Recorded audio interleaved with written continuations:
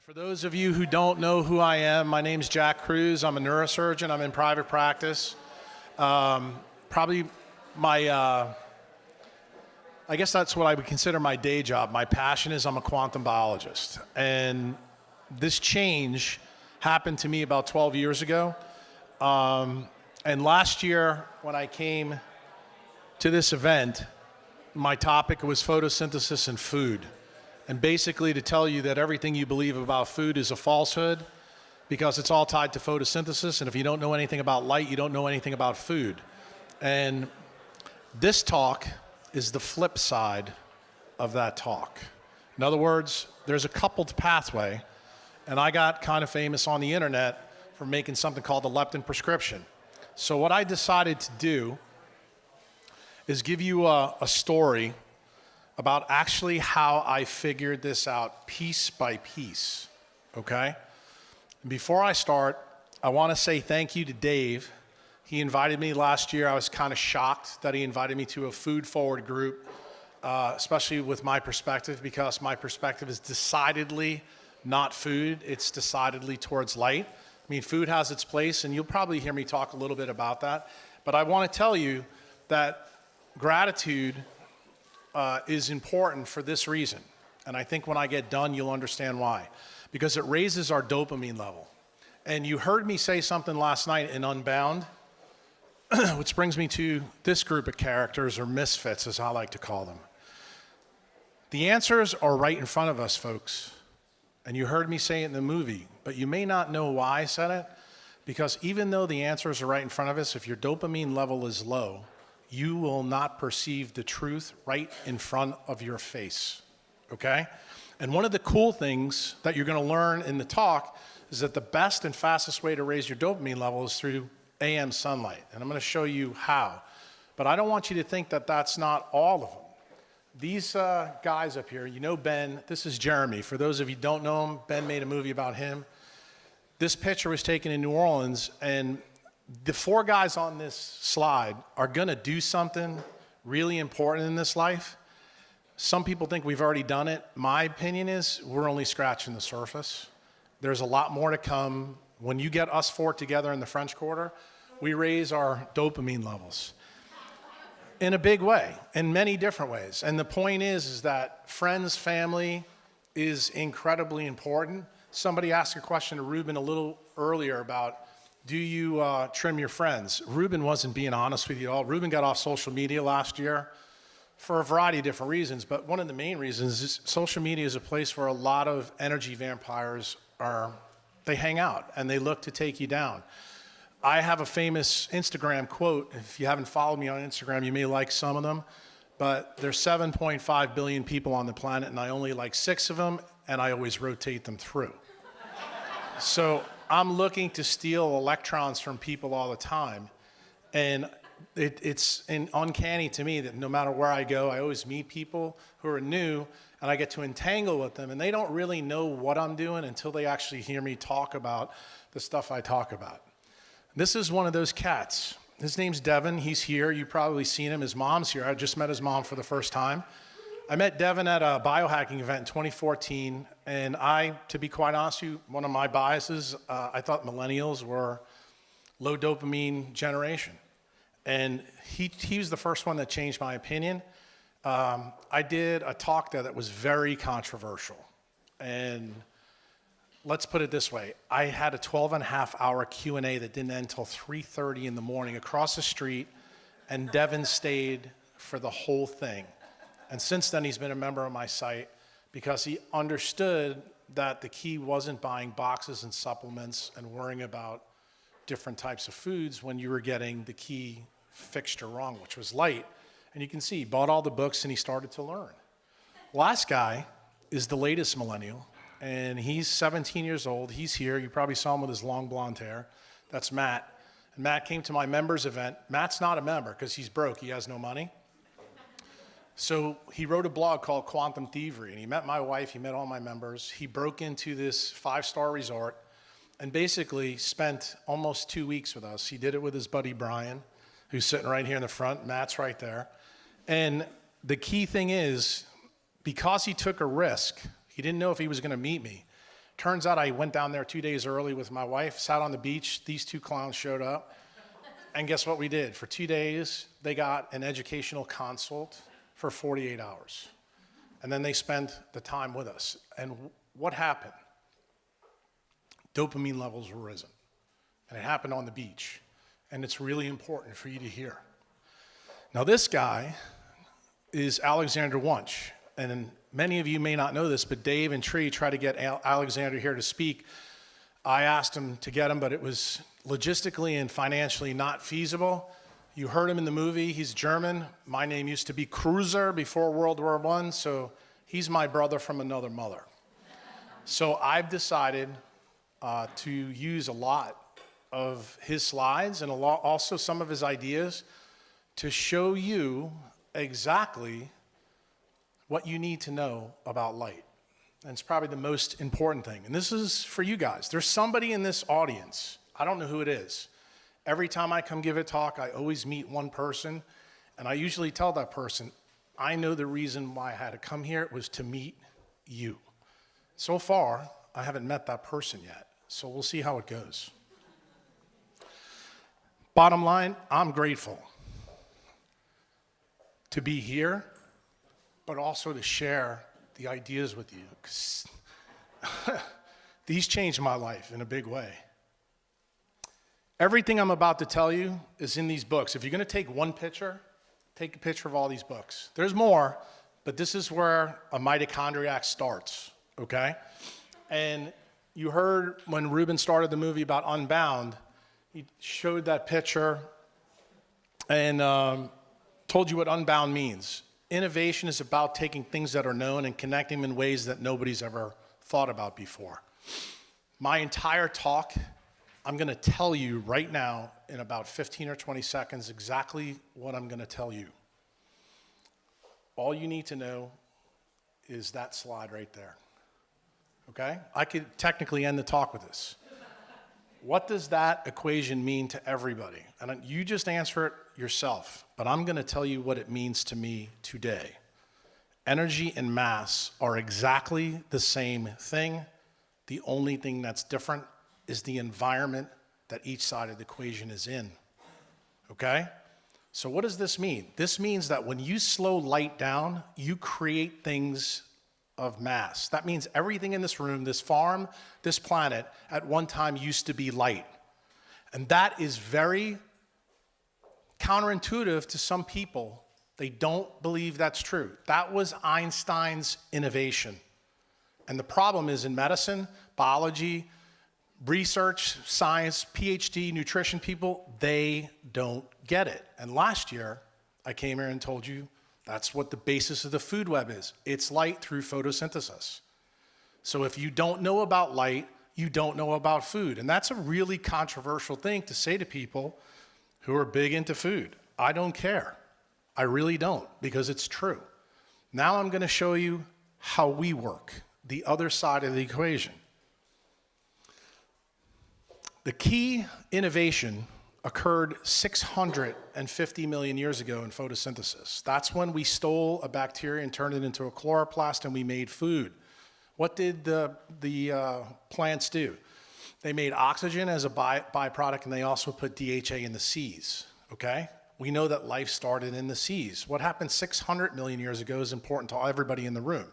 That's where all complex life came from, through the Cambrian explosion. But what was the key innovation? It's right there on the bottom. A mitochondria brought the C inside the cell. And why is that important? Because we had to bring water inside to make life work.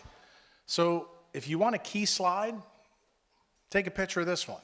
Because last year's talk focused on that, and this year's talk focuses right on this. And basically what you have is a coupled system. And what people don't realize, that system is reversed here. And here's the key thing that you need to understand. Ruben talked a little bit about DC electricity. What people don't realize is when a caterpillar eats a leaf at Shelburne Farms, it stimulates a DC current of injury that Becker talks about in his book. The researcher that did that was Alan Burr at Yale University, 1929. You should know that. Guess what? When I cut people in surgery, every time I cut them, What stimulates the healing repair? It generates a DC electric current, and it tends to work, as Ruben said, with red blood cells in a very elaborate way that Becker laid out in his books. If you don't know that, you need to, and I'm going to show you why you need to. Most of you may or may not know my story. 12 years ago, I was a big dude, really big dude, and it was one of the things that kind of really bothered me. And the thing is, I would tell you, from failures, you get your successes. And no matter what your issue is today, there's going to be something in this talk that is going to allow you to improve your own situation. And for me, it was a crazy story that many of you may have heard in the podcast. It's tied to this book. And I'm not going to get too deep into the book, but it's an old one. But here's the key. It was a guy named Julian Battle, who's a famous attorney in New York City. Remember, this is a fable. It's a bullshit story. It's not for true, okay? But it turns out he had a heart attack in the middle of the courtroom, and he was an asshole. That means low dopamine. So that's the reason why I started out with the low dopamine story. Well, he has a heart attack. He decides to sell all his earthly things, go back in. He went to the Himalaya mountains, came back, realized that there's 25,000 sunrises in a life. He was tan. He lost 100 pounds. And he was a nice guy now, and people couldn't figure it out. So the person that sent me this book was trying to give me a different message. And that message for this talk is not important. But what is important is, what did I take away from this book? Those things right there, those were the key things that I didn't know. I didn't know these things were possible. Then I started thinking about the book after some of the papers that I'd started reading. I said, is this possible that this could happen in real life? And that was my picture around 2005. And I was a low dopamine neurosurgeon at that time. Some people may still consider me that way, but I think I'm a little bit better than I am today than I was then. But I want you to look at the title of that. I guarantee very few people in this room believe what's up there. Does obesity begin in the eye? I'm going to tell you, when I'm done with you, you're going to see a different perspective than you've ever seen before. Because I'm going to tell you the answer is yes. And how I got pretty famous on the internet is by writing something called a leptin prescription. When you go read it, you'll never see the word light in it. It just gives you 6 steps to do, and you'll find out why those 6 steps are important. But what did I do when I read the book? Immediately, I realized the guy went to the Himalaya mountains. What's really interesting about the Himalaya mountains is, you see India's right here. The equator runs right through here. Noticed that the equator bisects that country. The other thing that I knew about the Himalaya mountains, they're really high up, like 25 to 30,000 feet. And one of the things that I realized immediately is that would change the light frequency of what that person would get. And it turns out, for every 1,000 feet you go up, you get more UV light. And then I remembered in the book, he said, yeah, he was tan. So that meant he had to have a lot more UVA light, because UVA light tans. I did learn something in medical school from dermatologists. But the other key thing that I started to notice is, I remember in medical school learning about how haplotypes in mitochondria vary by geography and also by latitude. So this is the key. This is where the cradle of life is, right here. Why is this important for everybody in the room to understand? Because people that live in the East African Rift Zone, the original humans, they have an L0 haplotype. What does that mean? That means they do not uncouple their mitochondria. Why is that? They need all their energy to run away from lions, okay? People that live up here, which is most of us in the room, why? Because we come from Northern European haplotypes, we uncouple our mitochondria. What does that mean? That means we don't use food electrons to make energy, to make ATP. We use it to make heat. Why? Because there's no lions up here. You don't have to worry about lions. You have to worry about freezing your ass off, okay? So you release heat from your mitochondria, and that does something specific to water that's sitting around your mitochondria. And what is that? It's something that's very counterintuitive. Warm shrinks water. Cold expands it. Well, why is that important to a mitochondriac? Well, it goes back to this story right here. And if you look, most of us have these haplotypes right up here. Well, when you take a mitochondria and shrink it down, that brings the respiratory proteins closer together. What do we know in quantum physics? Anytime you have an energy transfer, when electrons move across a redox couple, the closer they are together, the more energy efficient they are. Isn't that interesting? I started putting these things together. I said, somehow that must be important. Then I started to read papers that every 1 angstrom, the distance between respiratory proteins drops off the energy it makes by a factor of 10. So what did I start to realize? Was being a fat ass really tied to energy excess, or is it maybe tied to energy loss back to the environment? Got me thinking. And I wasn't sure, but this paper came from the #1 mitochondrial researcher in the world. If you don't know his name, this is a name you want to write down, Dr. Doug Wallace. And he just won the Franklin Award. That's usually something they give to somebody before they win a Nobel. He's going to win a Nobel Prize. He's the guy that found out that mitochondria are inherited from your mother only.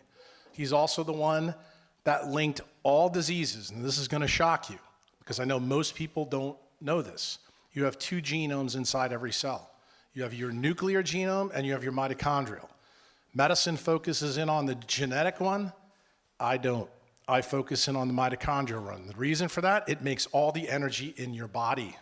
And guess what we now know from the science of epigenetics? Energy turns on and off the genome. That's the only thing that does it. So we come to a point, how do we make energy proximal to a mitochondria in our body? Where does the process first start? Well, this is when I started to look at sunlight. And there's an interesting thing here. What your eyes can see is 380 to 780, okay? Just for those of you who don't know, this is UV light, UVA, and that's red light. But here's the funny thing. The spectrum of the sun goes from, this is actually incorrect, this is Dr. Wunsch's slide, but it's 250 all the way up to 3,000. So it raised a question, why are we not seeing these? And not only that, why is the retina, because most of you may not know this, we as humans are blind to UV light and to infrared light. We can't see it. But why is it there, and why doesn't our eye look at it? And I thought that was very peculiar. Then I started to learn about things in quantum mechanics. And the reason that that occurs is something called the quantum Zeno effect. And I'm not going to tell you what it is. I'm just going to tell you that when you observe a frequency, it changes the reality you get. And it turns out that all the key signaling in your eye works on the frequencies you can't see. And it's done that way by design. So, this question made me realize that there is an issue in the eye. We have an eye camera. Almost everybody in this room would not argue that your eye is predominantly something we use to see, as we're doing right now. But there's this other thing that I learned about in neurosurgery called the clock. It's called the suprachiasmatic nucleus. Most of you probably heard it. It's the main circadian oscillator. And I started to wonder, is there a difference based in these frequencies between these two systems in the eye, and how do they somehow link? So I went further. In 1879, everything changed. This is when we had the first incandescent bulb. I challenge anybody in this room to go back and find me any papers where there's any chronic diseases present. In fact, Doug Wallace has publicly said 85 to 90% of human diseases are related to mitochondrial origins. Okay? Chronic diseases began right around the turn of the century. For those of you who don't believe it, I think I told you this last year. In 1900, colon cancer was the 37th leading cause of death in the United States. Today, it's number 2. So if you believe in Darwin's paradigm, explain to me how in 5 generations we went from 37 to 2. It's impossible. But guess what makes it possible? When you understand the energetics from a mitochondria. And guess what? That's what Wallace has been teaching people, and nobody is listening in my profession. Okay? And that includes the PhD researchers, because they're the ones that teach us in medical school. But Wallace has been banging this drum for a long time. So the evolution of light doesn't equal the evolution built into your cells. Let's take it further. You saw this picture from Rubin. 4.6 billion years. 1980s, 1879, here. But this is the key thing I want to show you. What's the key in this picture? Red balances blue. Don't forget that. I'm going to make sure you have that burned into your retina when I get done with you. Now, if Dave wants to invite me back, we'll talk about the skin next year. This is not a talk about skin, okay? But it's important. But this year is all about the eye. And this picture, the reason why I put it up here is I want to show you, this is what I learned in medical school.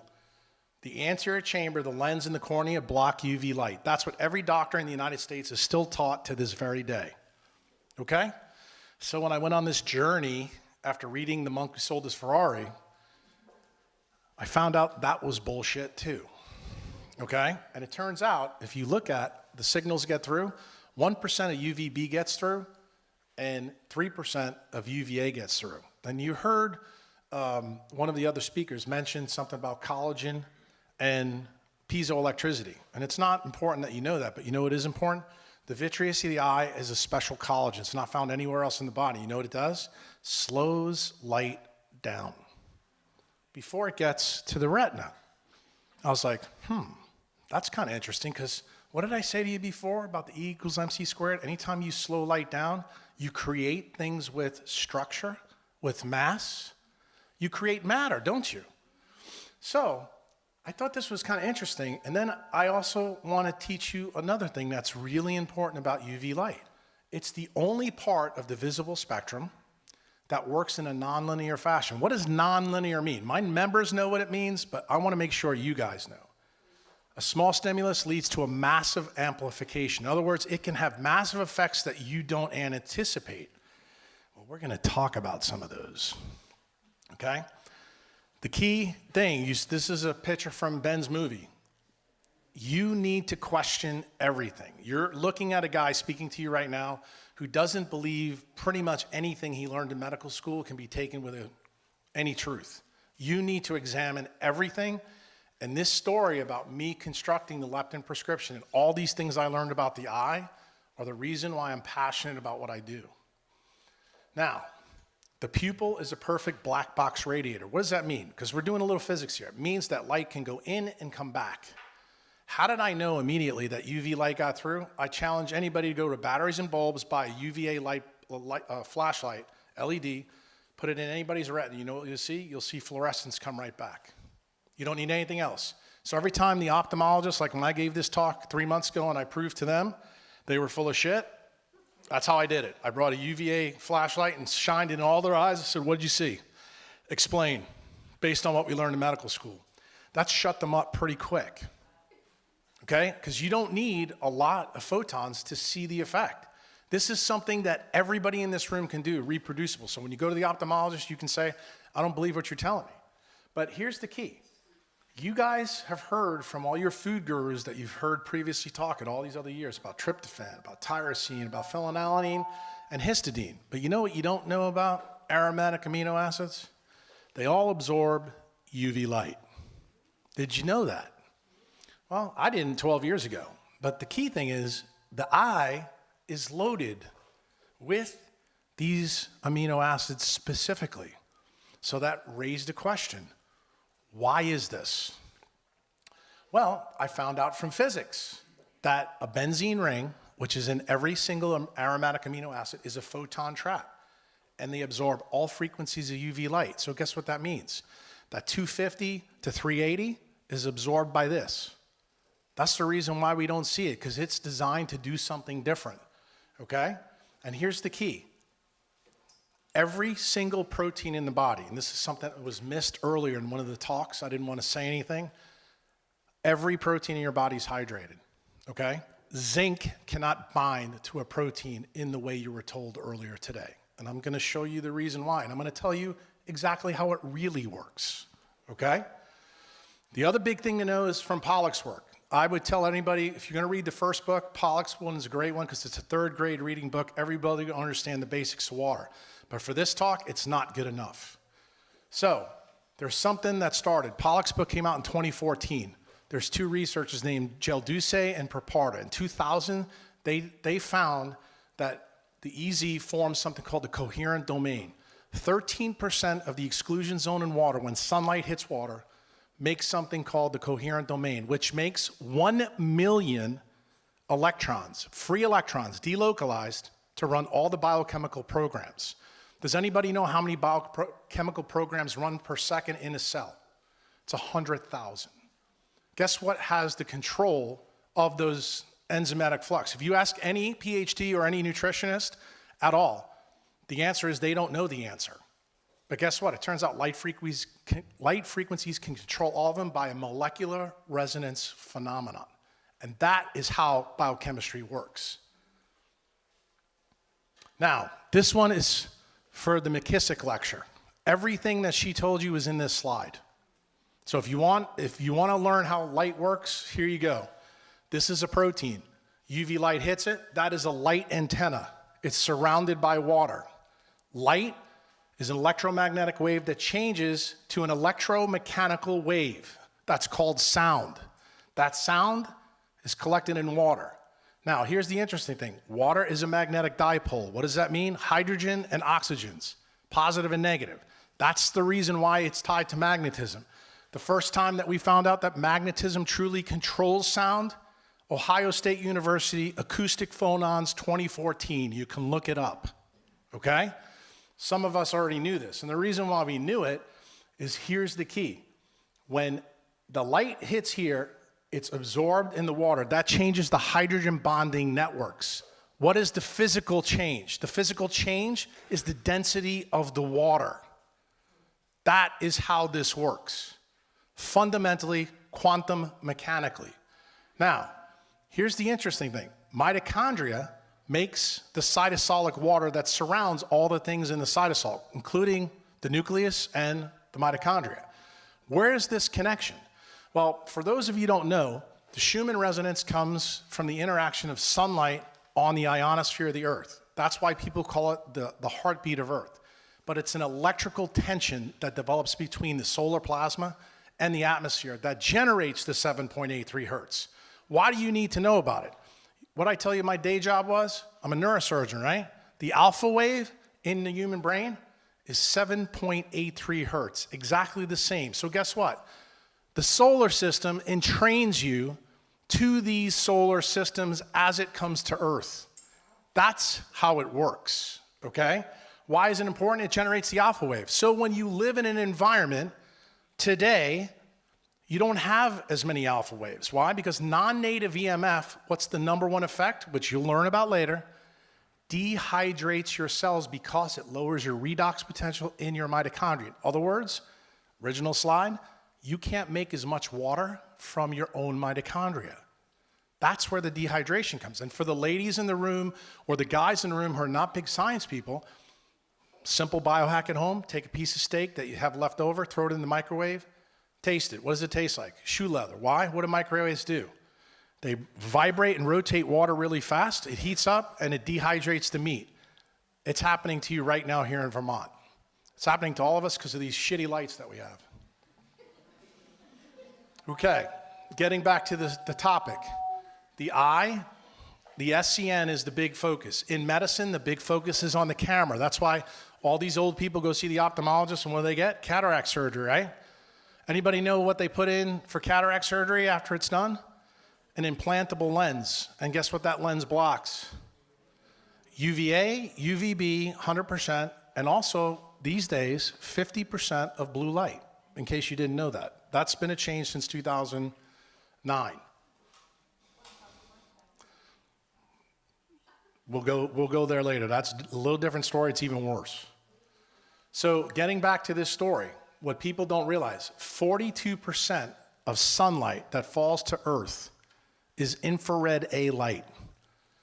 It's balanced all the time by blue, okay? Especially when the sun rises. Now, this is a side picture of an eyeball. What you need to know, and this goes back to physics, in case you don't, blue light bends the most by gravitational lensing. It turns out this is important in the eye because when blue light comes through, it falls in front of the retina. That's the reason why when you use a computer screen or you use these horrible lights up here, you get visual obscuration. In other words, your vision gets worse. What does that cause? It causes you elongation of your eyeball. When your eyeball gets longer, you get myopia. What happens when you get myopia? The next step is you get retinal detachments. What's the end result? Acute macular degeneration. Anybody know anybody who's got that? Yeah, lots of people. And guess what else? Guess what causes cataracts? Blue light toxicity. Why? The brain is trying to protect itself from this light that's coming in, so it makes the lens hazy, so this doesn't happen. But why is it important to a mitochondriac? Well, it turns out in about 2003, 2004, through 2009, we had some really cool researchers that found out there's another opsin in the eye. And that opsin works with the retinal ganglion cells, and that's called melanopsin. Melanopsin is the hormone that runs the central retinal pathways in the eye. And it turns out they're really important at nighttime, and they link to melatonin, but not in the way most people think. The fovea is where the rest of the visual light spectrum fall, and it falls right here. Why? That's acute vision. That's your camera focus. That's what the ophthalmologists all pay attention to.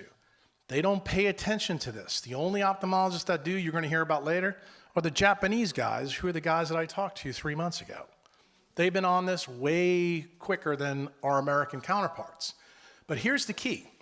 I'm going to make a very controversial statement now for many people in this room. The central retinal pathway energizes everything distal to it. So let me explain that to you. It basically turns on your pituitary gland, and it turns on everything distal in the human brain. And I'm going to show you how. This paper, I should say this gentleman, his name is Fritz Hallwich. He was an amazing cat. He was an ophthalmologist in Germany. He was born in the 1920s. He happened to live in a time where we didn't have intraocular lenses. And one of the things that he noticed is that when he saw people with cataracts, he would cut the cataract out so they could see. And for those of you who don't know, this is what happened to Vincent van Gogh. You know, when he painted haystacks, the reason why he painted them in all different colors is because when you take a cataract out and you don't put a lens in, you can see UV, in case you didn't know that. So that's the reason why haystacks has all the different shades, because he was able to see it in so many different colors as the light changed. Well, it turns out this doctor actually practiced medicine in a time that we could never recapitulate now. And that's why sometimes looking back is a good thing. And I started to look really far back. In fact, as a neurosurgeon, these guys, especially Cajal, in 1891, he's the father of modern neuroanatomy. I started to find papers about this energetic pathway that has huge effects on growth and metabolism through the eye. You didn't hear me say gut. You didn't hear me say food, did you? Turns out that Hallwich did something rather remarkable. And he wrote about it in this book here from 1979. And I guarantee you nobody in this room's ever read it. If you think Weston A. Price's book is huge, you should read this sucker, because it's unbelievable what he did. He basically took cataracts out of people and then noticed and watched them and saw that their growth and metabolism improved tremendously. They started to lose weight. They started to feel better. They started to sleep better. And he documented it all. And guess what? He didn't just do it in humans. He did it in all kinds of animals. And he documented the color changes that occurred on animals after he took the cataracts out. How their coats changed, their surfaces, how they started to act on the farm. Okay? That's how important this was. And he went even further. He checked their urine. And you know what he found? He found there was metabolites of hormones that occurred after he took the cataract out that weren't there before. So in other words, light was able to make chemicals in us that weren't there before. Doesn't that sound a lot like E equals MC squared? Like, how did light get turned into things with structure, things with mass, things that you heard Chris Masterjohn talked about earlier? How does this really happen? Do you really think that you need it all from diet and exercise? There's another way. There is another way. And when he did these studies, it was incredible. And I have to tell you, most of the ophthalmologists I talked to 3 months ago didn't know a damn thing about Fritz Hallwich. and he was an ophthalmologist and well published. And the crazy thing is there was another guy that you're going to learn about a little bit later named John Ott. And you know what he was famous for? He was Walt Disney's animator that did time-lapse photography, okay? I don't know the movie. You guys may know the name, but it was in 1971 he came up with it, and he had flowers that he showed grow and do all different kinds of things. Turns out that he made some key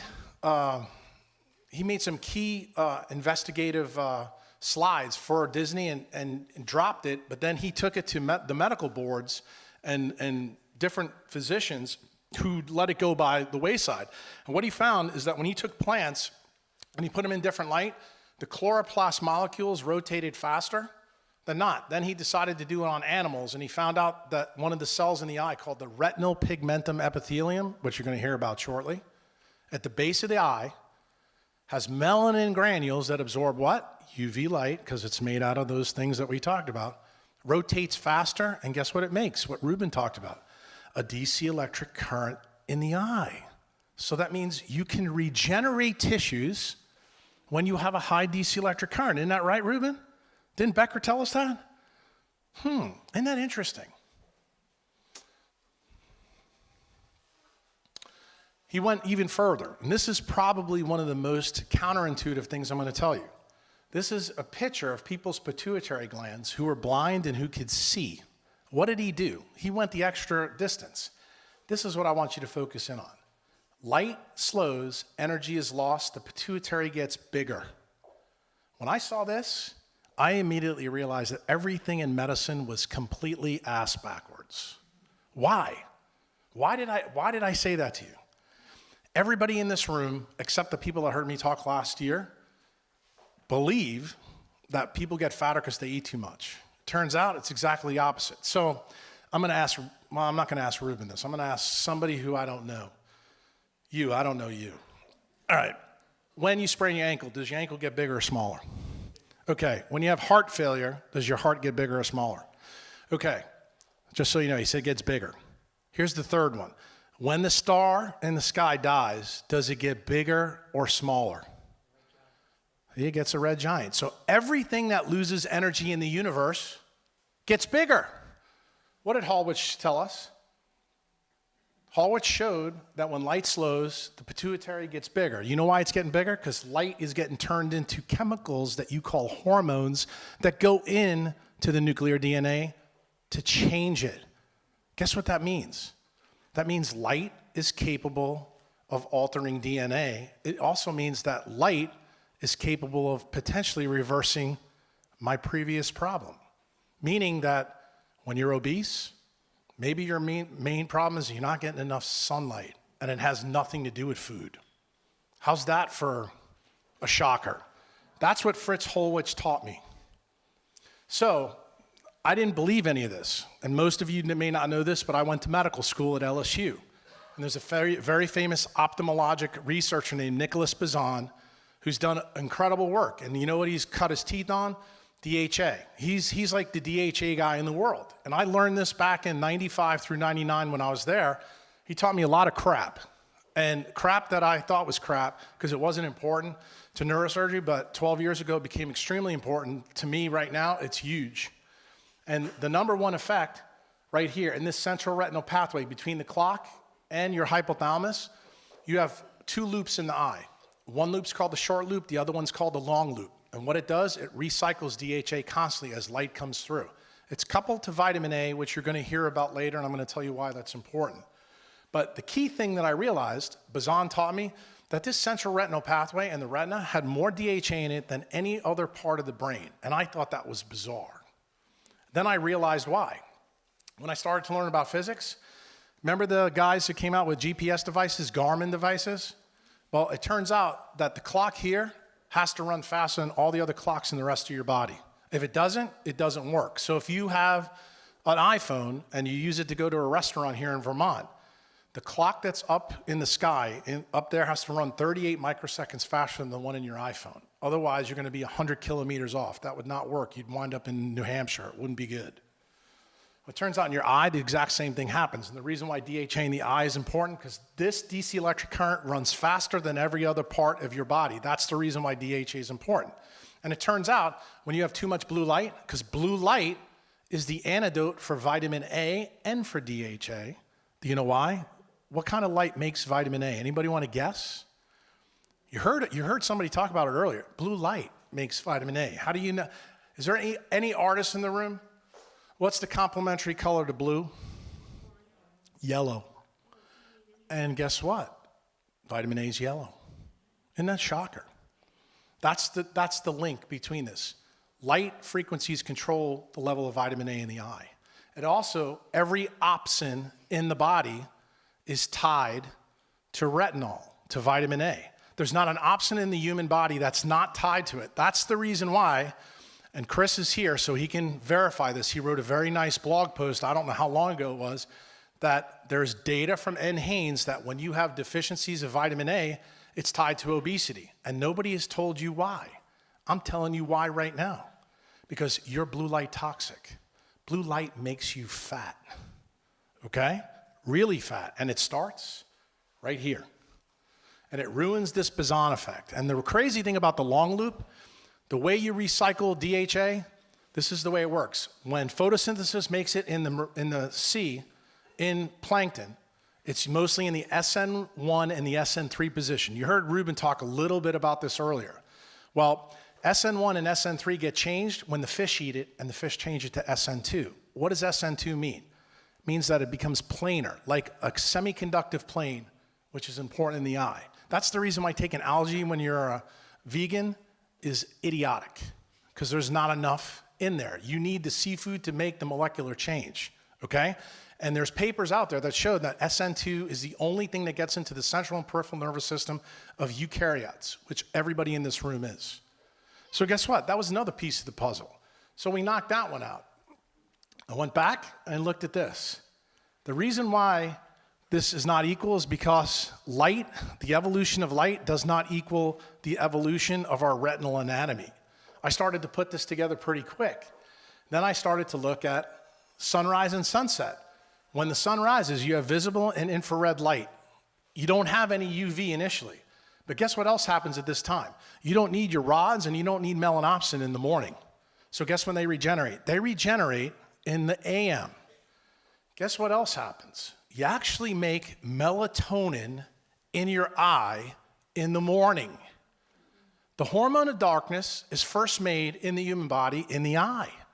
In the morning, when you have a combination of UVA and infrared A light. And the reason for you is what I told you before about the aromatic amino acid that absorbs that. And you see that UVA light doesn't show up here. So for the guy last night, who I don't know who you are, but asked the question, how am I going to do this as an executive and fix my life? This is the key. You need to reconstruct your AM to fix your real problem. And that was what I had to do to my surgery schedule. That's why I stopped operating at 7 a.m. Started all my cases at 8:30. It's also the reason why I moved to the 28th latitude from where I lived. Why? Because UVA light shows up. Now, you guys here that live in Vermont got some bad news for you. If you've got a mitochondrial disease, which most diseases are, you need that UVA light, and it shows up later here than it does in New Orleans. So guess what that means? You need more control of your life in the morning than any other time. That's the practical advice, okay? These are not Jack Kruse's rules. These are the sun's rules, okay? Hold on, I'm not done. Questions later. Sunset, this is when you don't need color vision. This is the camera. They regenerate at nighttime. There's another opsin that you may not know about. It's called neuropsin. It's on the cornea of the eye, and it's on your skin. It's a UVA light detector. So if the ophthalmologists are right, why don't you ask them, well, why do we have a UVA light receptor in our eye if it's really bad for us? Well, it turns out this is going to be really important right now. Melatonin is considered the hormone of darkness. Remember those photon traps I told you about? Well, guess what? That neuropsin tells the brain that UVA light is present, and it can begin to make melatonin from sunlight. How do you like that? Now, what are all the effects? Here's the quantum paradox. It's a nighttime hormone because that's what the functional medicine doctors in my profession have told you, And that's true, because that's when it's active, but it only activates when light is not present, but it's remade first in the eye and then generalizes all along the brain. The other key thing, and I'll just point this out to you right here, this one should open everybody's eyes. It reduces energy production in mitochondria. UVA light turns down energy production. And why is that important? There's the fourth cytochrome is cytochrome C oxidase in everybody's mitochondria in here. Anybody want to guess what kind of light turns it on? Red light. UV light turns it off. And the reason why, what does UV light make in the skin or the eye? Anybody who's a member of mine? Nitric oxide. And guess what? That's why UV light lowers your blood pressure, because it causes 40 to 60% of dermal pooling, and it helps your heart. But what people don't realize the effect is, it turns off your ability to make ATP from food electrons. There's another piece of the equation that may be really counterintuitive for some of you in this room. It has a lot of other effects. One of these, if you have breast cancer or prostate cancer, you may want to pay attention to that one, because it affects the aromatase enzyme. That's the reason why when Ruben said before, well, ladies, you may not want to do this, and I said, oh no, they want to take the girls out to the sunlight, because guess what? That's the reason why breast cancer is through the roof, okay? You need to get your body parts out in the sun. So for those of you who don't believe, this is just from May 19th. This was a study that came out. Look what it said. Morning daylight exposure tied to better sleep. Okay? Remember, I've been telling you this 12 years ago. This is on Facebook a week ago.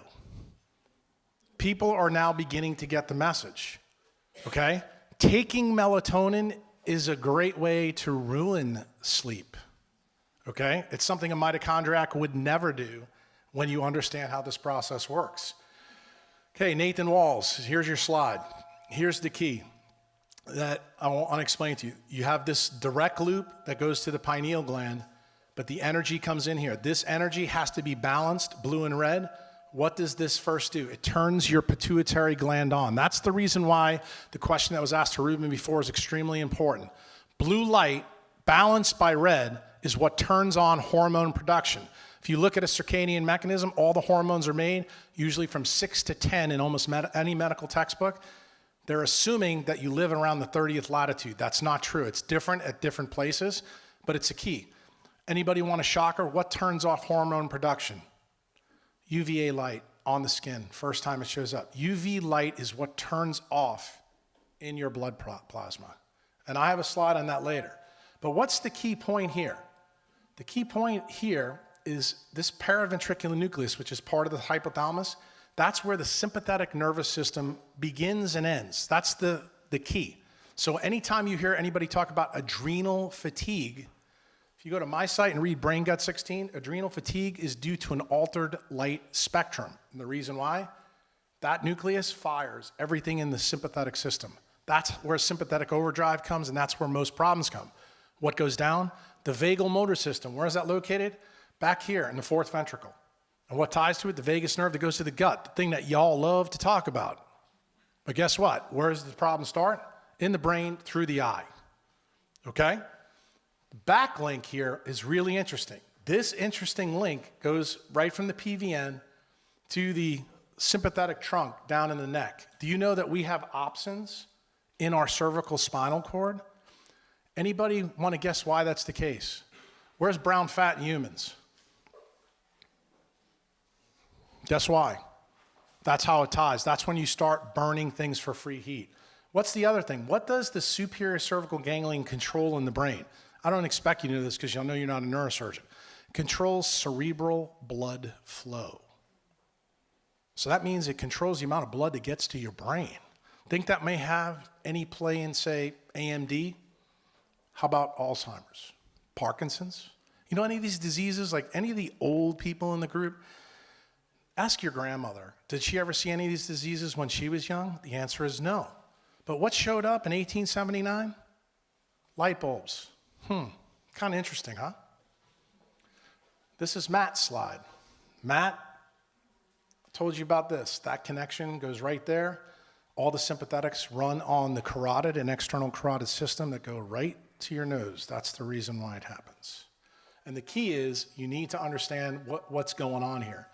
The light that comes through at nighttime that you have to block is 400 to 465. That's what my glasses are doing right now for me. These are the BPI tints. The reason I have them on now is because this crap up here, okay? I don't want the signal that the sun just rose, because you see it's 3:30 or 4 o'clock in the afternoon. That will ruin my ability to sleep at night. That's the reason you block it, even when you're inside. When I'm in surgery in the middle of the day, that's what I do. In between cases, I go straight out to the sun. Now, I want you to look at the eyes. You have the pituitary stalk and you have the hypothalamus. What controls all these? CSF. CSF is made out of 99, and for those of you who don't know what CSF is, cerebral spinal fluid, okay? Cerebral spinal fluid is an ultrafiltrate of blood plasma. It is made out of 99.8% water, okay? So that means light changes between these things. Here's the key. Light plus water equals the exclusion zone. You got that from Pollack's book. Everybody knows that, but here's the key. 13% of EZ is the coherent domain that makes 1 million free electrons that run everything in biochemistry, okay? And if you don't believe me, look at this slide. For those of you who are not physicists, Tina Kruse is probably the leading researcher from Russia in LLLT and photobiomodulation, which is really all the study of red light. Here's the key to life. I tell all my members this and they know it. This is an excited electron. This is a regular ground state electron. You know what life's all about? In this slide, this is called a Jablonski diagram, for those of you who don't know. That excited light falls to the ground state. Here's how all the things occur. This is the redox pile of electrons. That runs everything in a mitochondria. Here's the ROS signal. As light slows down, all these things occur in a mitochondria. Light slows down further, and look what happens. You get biochemical changes activity. This is what most of the people in this room who've talked to you today, this is the level they're at. They don't know that much about how this all occurs. And it all occurs as an excited electron releases light to the mitochondrial system. That's what controls you. It's not what you think. So, when we talk about nature, here's the problem with my profession. This is what we need to realize. We need people to reconnect with nature instead of PhD researchers who are worried about getting their journal articles in Nature, okay? So they can get funded. We need to think about this a little bit differently. And when I had this realization, Fritz Hallwich's work basically was recapitulated in Ott's book. That's Ott's book right there. For those of you who don't know, you can find it probably for $2 on Amazon because it's so old. But you need to read his book. It's amazing. And for the ladies in the room, never wear anything pink again. You'll get the message, the reason why, when you read that book. But all these things opened my eyes to something that I had never appreciated before. So I went back and I started to look at light. And here's light in the visible spectrum. Most people know it goes between UV and IR. But here's this other part right here. Life tends to also use the 7.83 hertz because that's what runs the EEGs and the alpha waves in your brain. But here's the funny part. Modern life is right here. And life is not designed to use any of these. And these are all the things down here that do it. What happens when you use these? You lose the alpha wave in the brain. And when you lose the alpha wave in the brain, that's when you have to do some of the crazy stuff that Ruben's talked to you about using biofeedback to retune the circadian oscillator in your eye. What's the best way to do that, Ruben? Become the Sphinx. The Sphinx looks to the east every morning with all 4 extremities grounded. That is the best way to retrain the circadian oscillator in your body, through your eye, while you're grounded. So instead of thinking like a neurosurgeon, I started to think like Ruben. I started to think thermodynamically. And that's not something doctors are taught to do. And the key part was right here.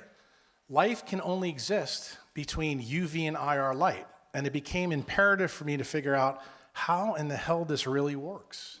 So I would bring you back to this again.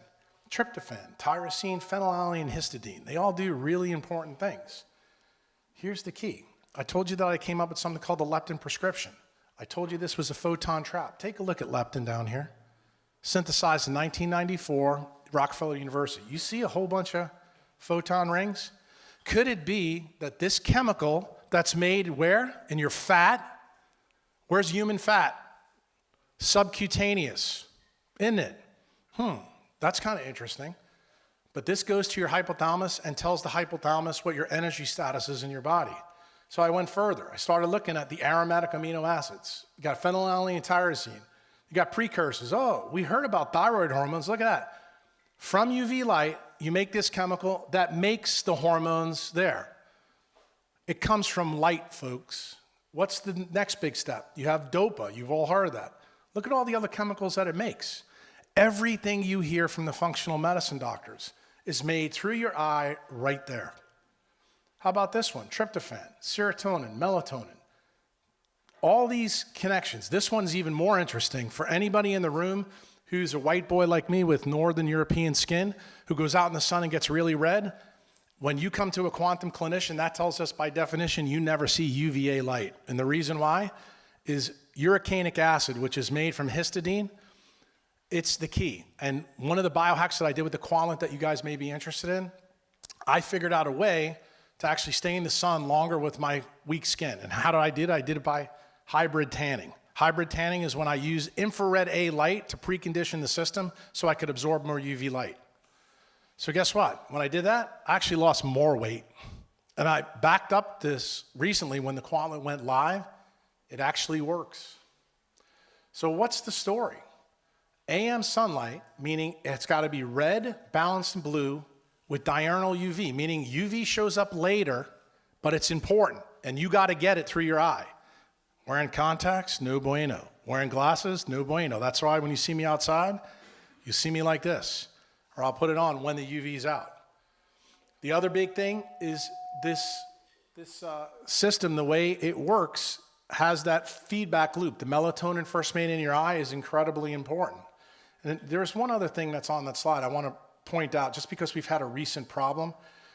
Don't you think it's kind of funny that balanced AM light through this pituitary gland makes this chemical here called beta endorphin? Anybody know what that is? That is an opiate. Do you know what Mother Nature's telling us on this slide? That we are designed to be addicted to the sun. So you know that we just had a recent famous guy, Soundgarden guy, who I used to listen to when I was Chris Cornwell.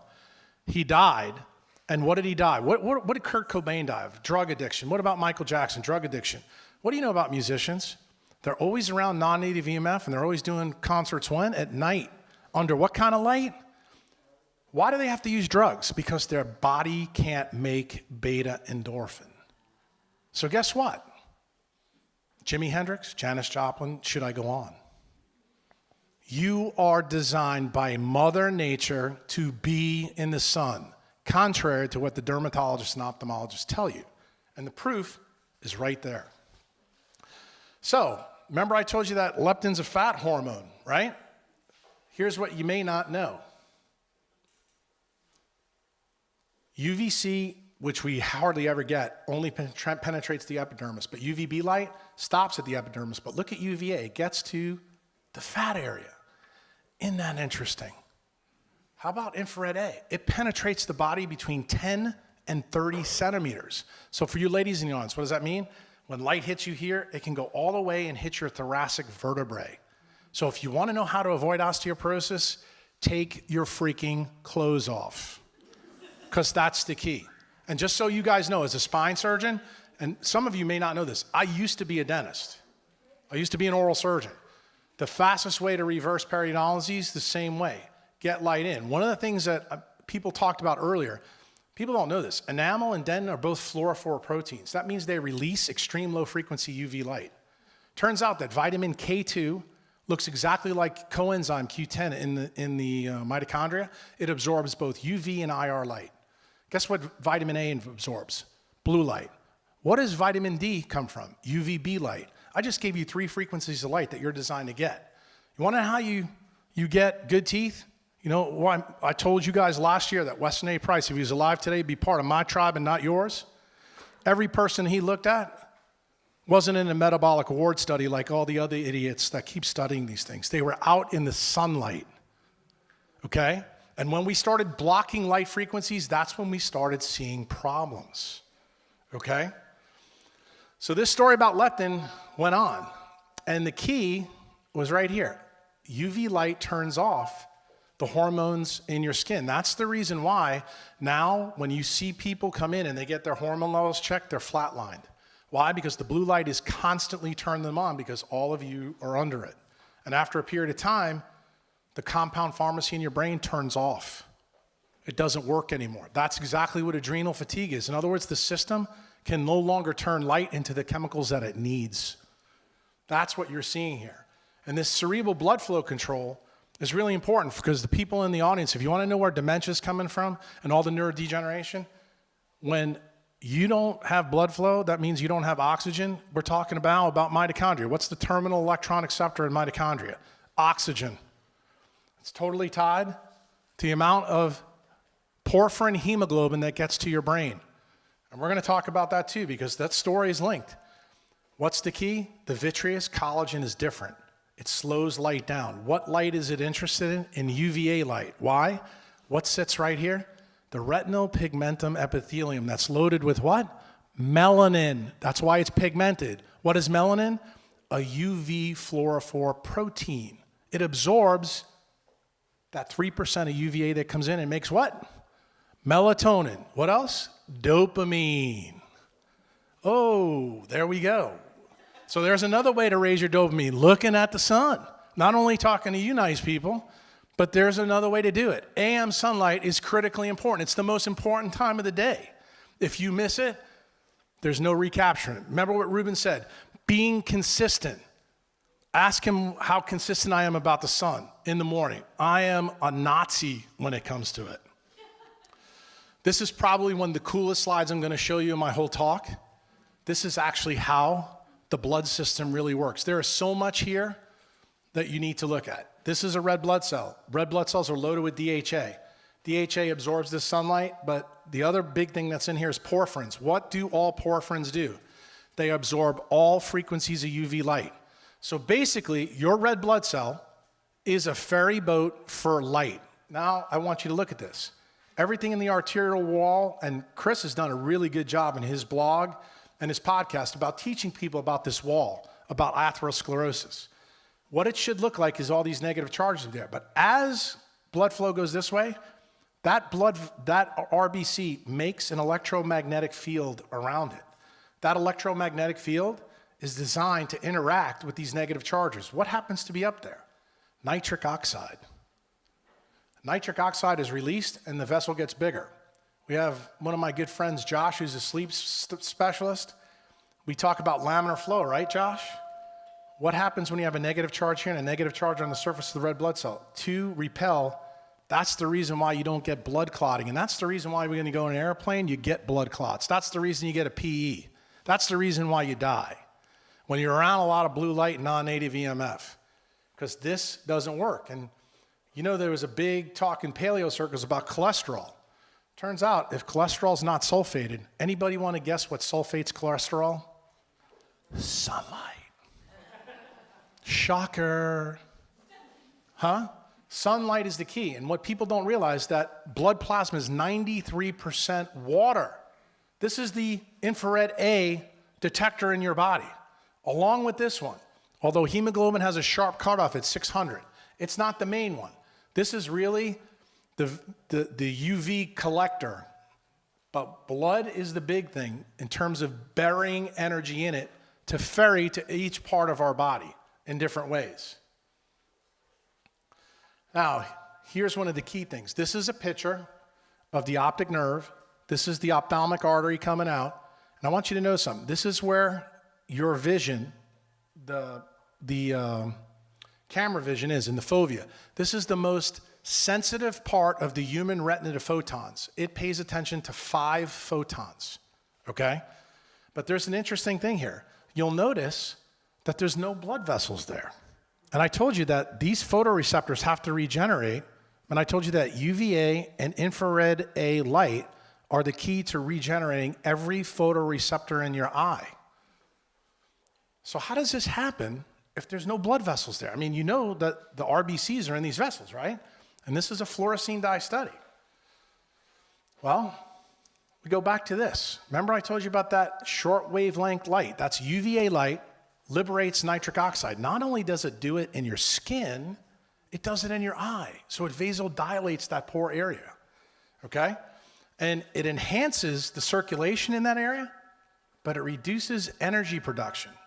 So how does the photoreceptors make up the difference? Turns out it's infrared A light. Do you know what infrared A light does to CCO? CCO is cytochrome C reductase. It makes ATP without any food electrons. I'll be damned. You want to hear another crazy story? A 70-kilogram man has a requirement to make 85 kilograms of ATP a day. You have to make more ATP than you weigh. You get 1/3 of the electrons from food. You get 2/3 from sunlight. Okay, stop. What did I tell you before? Sunlight's how much infrared A? 42%. So let me ask you a question. I don't see anybody naked in this room. So could it be that you have to eat more to offset your lack of sunlight? Could that be the reason that maybe people are getting fat? Because we have dermatologists and people wearing clothes all the time and never go out in the sun. These are all the ideas that were coming up in my head. And you can see them right here. This is the key. And when I started putting all this together, I came up with the very inconvenient truth from my medical training that we have made a huge mistake in obesity. It really does start in the eye, and here's the picture that proves it.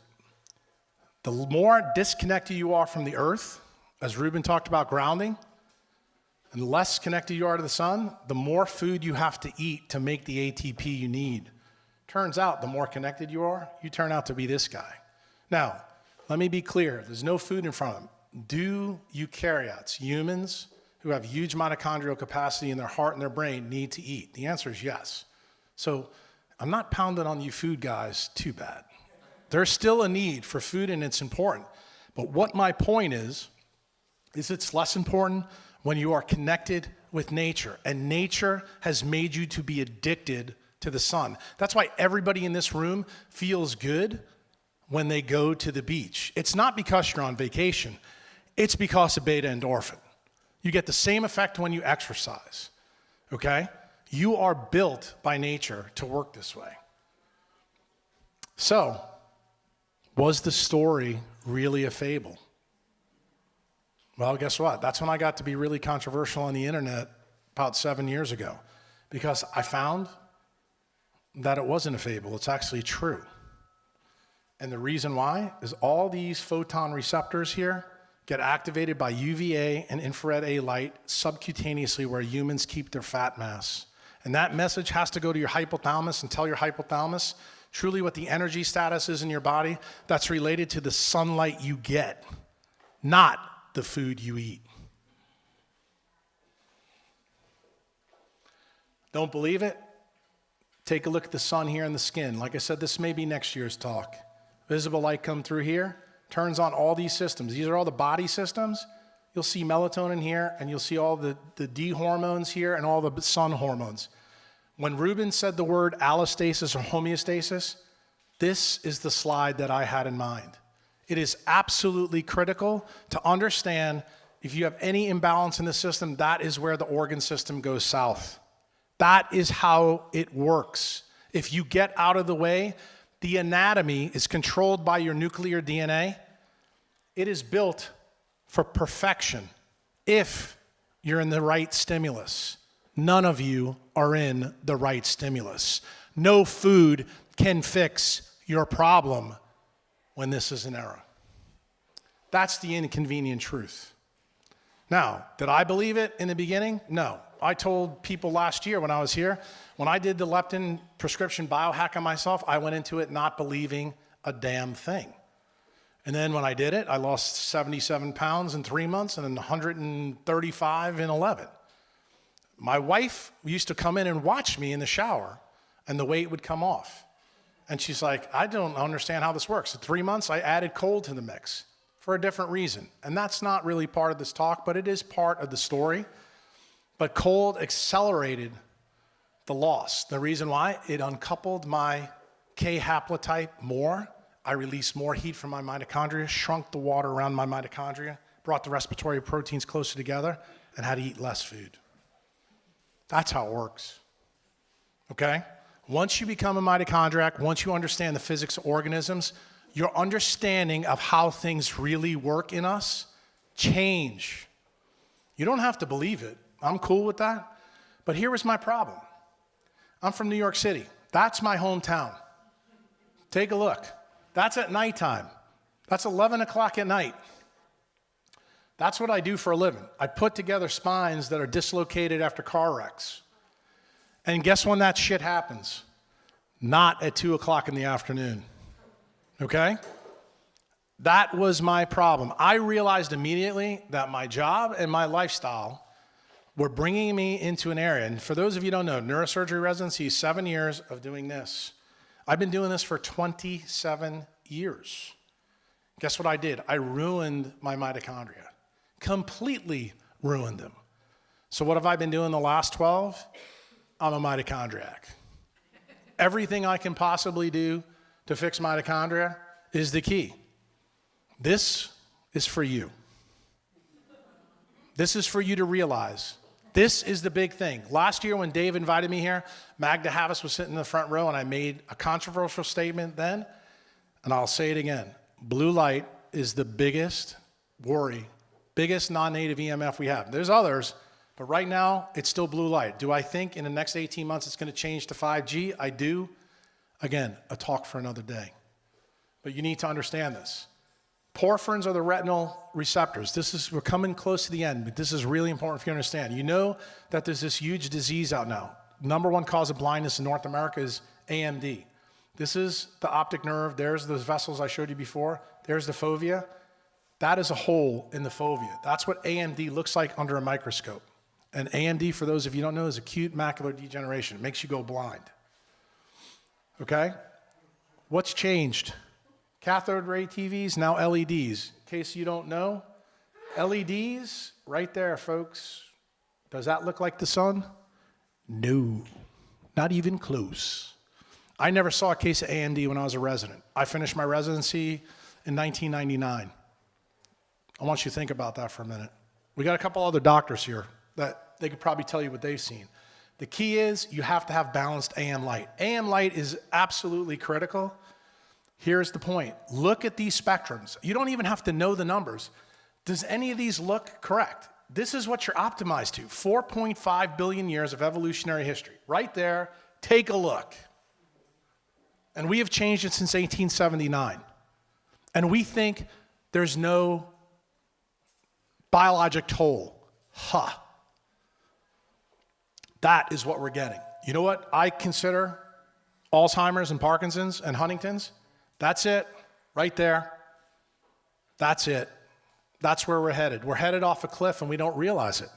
And it's so obvious when you see the mitochondrial diseases. So what happened in the last 12 years? See, 12 years ago, Jack was crazy. 7 years ago, the paleo guys told me I was crazy. The food guys still think I'm crazy. So what showed up in the literature? Blue light affects the circadian oscillator in the eye. Okay. Oh, color. Entrains the mammalian clock. Oh, Jack's getting less crazy. Oh, look at this one. LED lights have links to the eye. Shocker. Look at that. Artificial light that's made causes a problem with sleep. Can you imagine that? Here's the big one. This is the one I told you about, beta endorphin. You are designed, and this chemical, when it comes through the central retinal pathways, POMC is made in your brain by light as it slows down. Look at some of the other hormones. ACTH. Think that's important in an adrenal stress index? Damn straight. That's where cortisol comes from. That's why cortisol and melatonin are the opposite sides of that spectrum. That is a story about light. Everything is a story about light. This is really counterintuitive for people to hear the first time until you see it laid out. When I told the ophthalmologist this and gave this talk, they were floored. I pulled it from their own literature. A stupid neurosurgeon went into their ancient literature and found what was there. What did I tell you about innovation? You take things that are known and connect them in ways people haven't thought. I didn't discover shit. I'm just really curious. That book changed my life. Here's the big controller. Melatonin, you can take a look here, produced by the photoreceptors and other retinal cell types, RPE. Guess what it does? It regenerates every single cell in the retina. Melatonin is first made in your eye. Stop believing the nonsense about the pineal gland. Guess when that comes on? It comes on with Maddie's slide. The porphyrins, when light signals, as you heard in the other talk about light, when light gets changed to an electromechanical wave, the waveform, the solitons, the acoustic phonons in the blood plasma, send that signal to the superior cervical ganglion. That's what tells your pineal gland it's nighttime. The vibrations made by porphyrins from your red blood cells is what gives the signal for melatonin to be released in the pineal. That process is called molecular resonance transfer, meaning there doesn't need to be a direct connection. The connection is via light and through soliton waves in your vessels, and that's the key. So, the anterior retina to your hypothalamus is a central semiconductive circuit. This goes all the way back to Albert St. George in 1941. He's the first one that mentioned it. He won a Nobel Prize. Everybody laughed at him when he said it. Turned out, Ott found it, Holwich found it. Everything in your anterior chamber is a semiconductor. What does that mean? It absorbs light and it re-emits light. And inside that light, that signaling tells the brain exactly what to do. That's the key. This hormone everybody now knows in food circles is really important, but nobody still knows why. Well, it turns out it absorbs all this light. That's what leptin resistance functionally is. You can have leptin, but if you can't do anything with the signal, you're leptin resistant. And leptin resistance is what causes obesity. We now know all the effects of blue light. This is the artificial light that we're around here. Causes all these things. Take a look at them. Every single one. Notice that obesity is on the list. See, Jack's no longer crazy because now it's well known in the literature it's associated with obesity.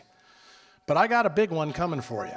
That semiconductive pathway, this is the keys. Red's got to balance blue. Neuropsin absorbing the UVA, then melanopsin at nighttime. But Ruben told you, you must block blue when the sun sets. You must get UVA and infrared A light through your eye and on your skin every morning. If you don't do it, you fail. That is your practice. You must do it. And if you don't, then you're going to suffer the consequences. Don't believe me? AM light is different. Notice the difference here. See the color temperature of sunlight when it rises is 1800 Kelvin. Look at what it's at sunset. Notice this blue scale. It's mostly red, but the light is bluer as the day goes on. Why? That's when melanopsin works, because what does it pay attention to? 435 to 465 light, which is blue. That's what the signal is. And you want to know the key? Right here at noon, 5,750 Kelvin. Do you know what your computer screen is at home 24/7? 5,750 Kelvin. Some of the newer screens, 6,500. So every time you turn the damn computer on, it's noon to your brain. For those of you who don't believe me, all the kids that have cell phones, 5 years ago I did a hack in my office on a whole bunch of kids Matt's age, and this is a long time ago, 150 times per day they look at a cell phone. 150 times per day, that means they're getting a signal that it's noon. For those of you who don't think this is a big deal, when I mentioned this to the paleo guys about 7 years ago, they laughed. The astronauts that go in the International Space Center see the sunrise and sunset 19 times in a day. You want to know why they all come back and they age faster? What happens if you're doing it 150 times a day and you're not going in the sun? Do you think that you can get kids at 25 years old that come in with carotid dissections because they have carotid disease? Why are all these diseases seemingly coming out of nowhere? Guess why? Light. How many times have I mentioned food? This is the key, folks. Blue light that's man-made is absolutely destroying us, and it affects the way your mitochondria can handle electrons from food. That's where the food story comes in, because the more those respiratory proteins get stretched out, it doesn't matter what you eat. You're going to have a problem. You have to shrink those respiratory proteins closer together so they can do what they do. Now, this is a really interesting paper. There's two types of blue light hazard that I want to go over with you. One is the rhodopsin mediated, and then there's a lipfusin mediated. Both of these are important, but this one I want to highlight because I know Chris has spoke here. Chris wrote an excellent paper for Western A. Price.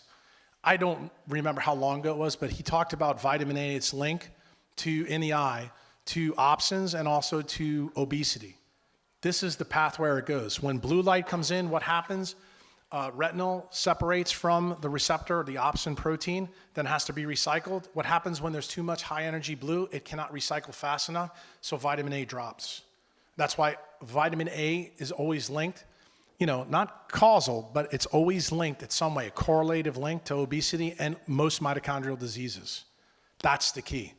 And that's the take home that I want you guys to understand. And the reason why blue is an issue, vitamin A is yellow in color. It's a complementary color. So what does that mean? That means that blue light in AM sunlight is incredibly important to your vitamin A cycle. That's the reason why it's important, because blue light's what makes vitamin A in your brain. Here's the action spectrum for the blue light hazard. You can see, starts at 400, but the peak is 435 to 465. That's why all my glasses block that. That's the reason why I think Dave is a great guy. The fact that 2 years in a row, he bought everybody the blue blocking glasses. The sad part is, looking out in this audience, not too many of you are wearing them. They're all gone. Okay. What's the key? Cones regenerate at night in darkness. AMD is now explosive. It's a blue light disease. Cataracts are also explosive. The rods regenerate in daytime. Believe it or not, most of the ophthalmologists didn't even know the stuff that was on this slide. The key is AM UVA light due to molecular resonance in terms of how it's made and how it works. And AM light, the key critical parts is UVA and infrared A light to regenerate the photoreceptors. Everybody knows that UVB makes vitamin D. Not too many people know about the effect of UVA and nitric oxide, both in the mitochondria and actually on your skin. It's important. This also reduces blood pressure, okay? Visible light is mostly eye camera function. That's what most people focus in on, and that's why we know a lot about it. But here's the big one. What's the photoreceptor regeneration? I told you from that retinal picture before that it's really far apart. How does this happen? Well, I told you that red light penetrates deep into the fat layer where the arterioles are. So that means it gets down to where the arteries are. And this one is not important. This is the boson effect, the two loops that I told you about. But here's the crazy thing. When you look at this, light comes through the eye, you get the slow down effect. You know that the retina is backwards. When you look at the retina in an anatomy book, here's the optic nerve, here's the back of the eyeball. Why did God or evolution, whoever you choose to believe in, build it like this? Because it needed light to slow down more, to do what it needs to do. And guess what? When we have these diseases, you know where retinal detachments occur? Between the photoreceptor here and the RPE. That's where the blood goes. And that's why you become blind.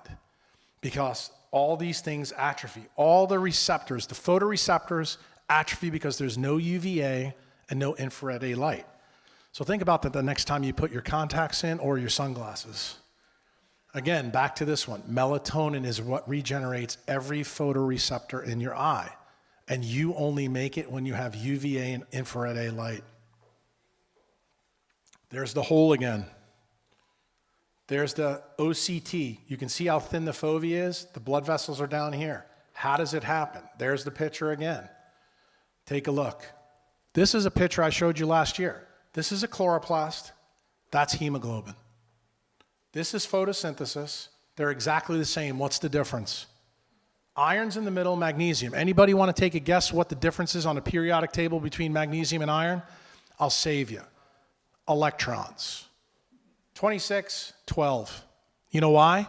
Plants aren't complex. They're planted into the ground to the magnetic field. Their canopies in the sun. you're designed to move across the magnetic field. So you need more electrons. By whose law? Einstein's law. It's called the photoelectric effect. Light can only interact with electrons.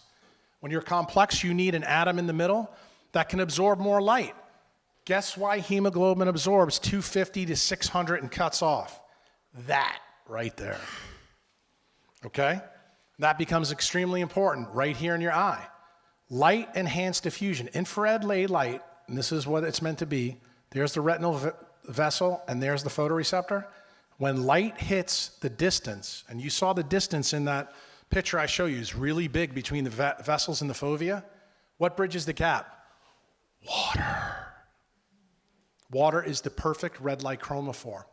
It absorbs all the way up to 300 nanometers.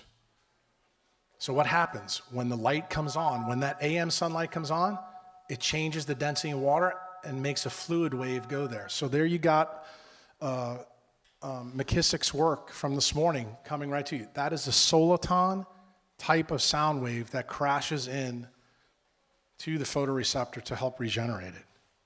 There's where light becomes a sound wave, what we call an electromechanical disruption. And it goes further. So what's the big difference? The velocity speed is what changes in the photoreceptors. The backward retina, told you before, it slows light down. You need the light to slow down. Everybody thinks the speed of light is constant. It is. By whose law, Josh, does that change? Isn't that Fermat's law, that it changes when the medium changes? See, we're not talking about the speed of light in space. Now we're talking about the speed of light in your tissues. It follows a guy's principle called Fermat's law. And Richard Feynman made that really important when he discussed quantum electrodynamic theory. I don't expect any of you to know it.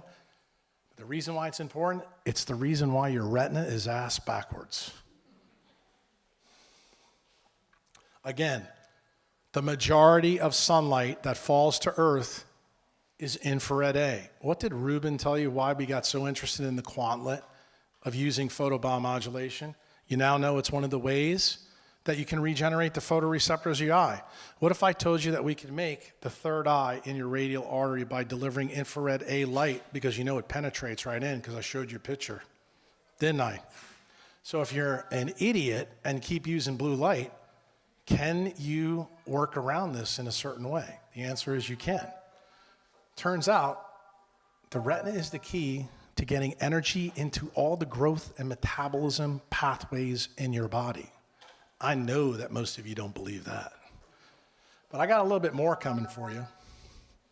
We're back to the slide. Energy and mass, they're both the same. The only thing that's different is the environment they come in.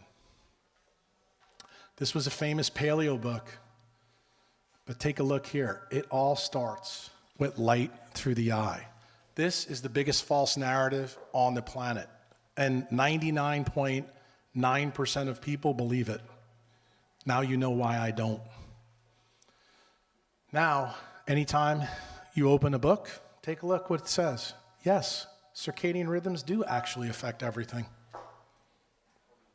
Take a look at that one. The eye is a metronome for the body. These are all published. Okay, take a look at that one. It's all there. See, 12 years ago, 5 years ago, 7 years ago, nobody believed it. Because they needed to have sites and research. You know why? Because a scientist relies on that. But you know what a quantum clinician relies on? That's why me and Ruben have become good friends. We're really curious. And we're observers of reality, meaning that we look very carefully. Observations are the first key step in any science project or experiment. So I come back to this one. You learned about this one last year, then you learned about this one. The mitochondria makes the C inside of you that also captures light. Okay, and the light that it captures, according to Pollack's work, UV, and IR. It covers the entire solar spectrum. That's why life is the key. And why I told you before that around every protein, you have a hydration shell. That hydration shell, the reason why zinc and copper are important in enzyme function is because when light hits it, it makes a redox pile. The redox pile makes those free electrons. Those electrons change the density of water. That's actually what makes the protein work. It's not the mineral.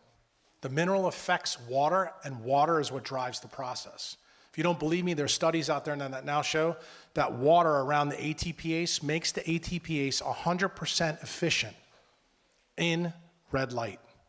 Find me any other engine on this planet that can do that. And you know what they also found? When they remove the water from it, it's not efficient at all. So what's really important, folks? These are all things designed to make you realize things that you've missed. And just so you know, this happened 650 million years ago. We covered this last year. This happened at the Cambrian explosion when all complex life came. Guess what happens? Energy flow through plants and animals is through chloroplast and mitochondria that both came from a symbiotic bacteria.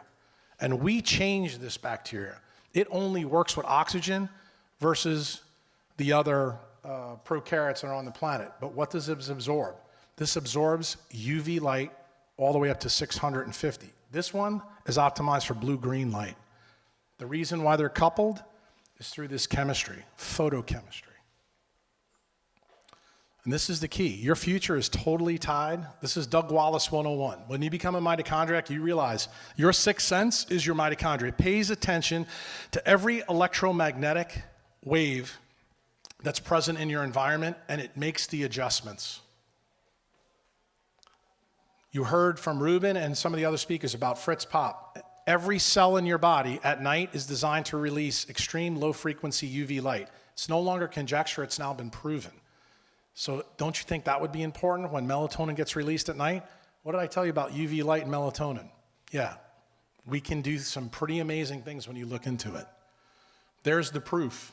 It's out there. Roland Van Wyck's book, what Ruben showed you, that's another book that was on my banner earlier. Low dopamine. And here's the key. We're getting very close to the end.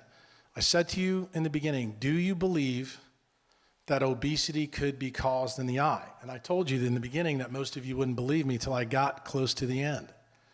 Well, what happens when you have a low dopamine state, the choroid in the back where the RPE is, the first thing that happens when it loses light energy, it gets thicker. I want you to notice what that says.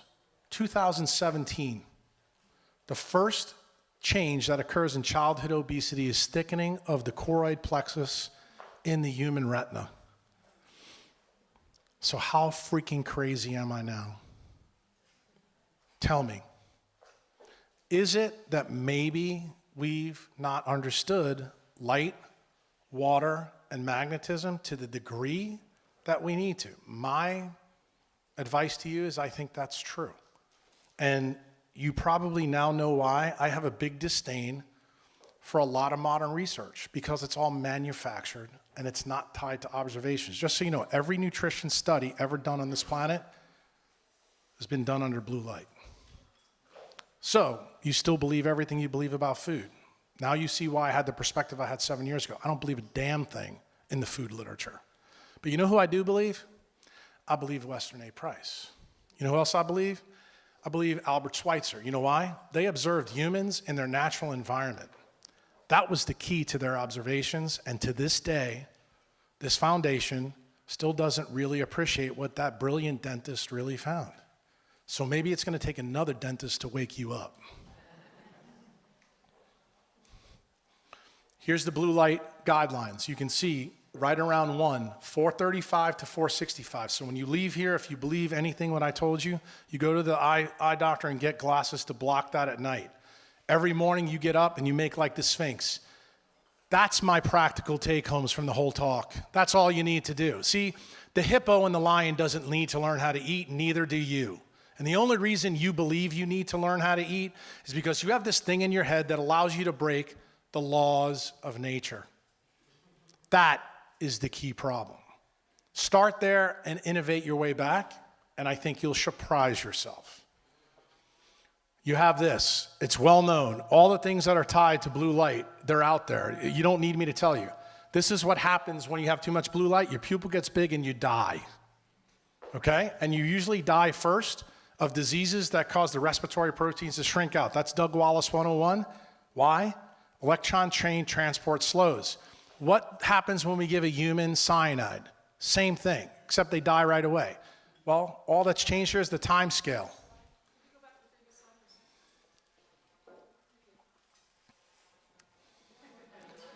Here's the problem, folks. I want you to read it and weep. I know Dave's been on my case. Can I live in Vermont really good? Dave, you can because you're doing good. But if you got AMD, dementia, and this and that, you've got to move to a higher quantum yield environment and get that AM light to save your ass through your eye and your skin. And you need to get naked, as much more naked as you can get. So how does this all work? Doug Wallace, he's at the Children's Hospital of Philadelphia. He's the world expert mitochondriac as far as I'm concerned. Maddie actually went down and met him. But what happens? The solar EMF comes in, releases calcium, goes through nitric oxide, and then you make these free radicals. This is the entire pathway of how all EMF works. The problem is we're optimized to solar EMF, not non-native EMF. When that happens, it changes the electron spins of these free radicals, and they do things differently than they normally would do in the cell, and that's why we get sick from the use of cell phones and electromagnetic devices, which is what I told Mag to have this last year, why you would never catch me using a pulsed electromagnetic anything around my body.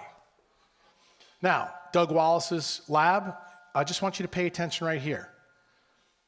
The position, the geometry of what's present in a mitochondria is 100% tied to energy generation. So what did I say to you earlier?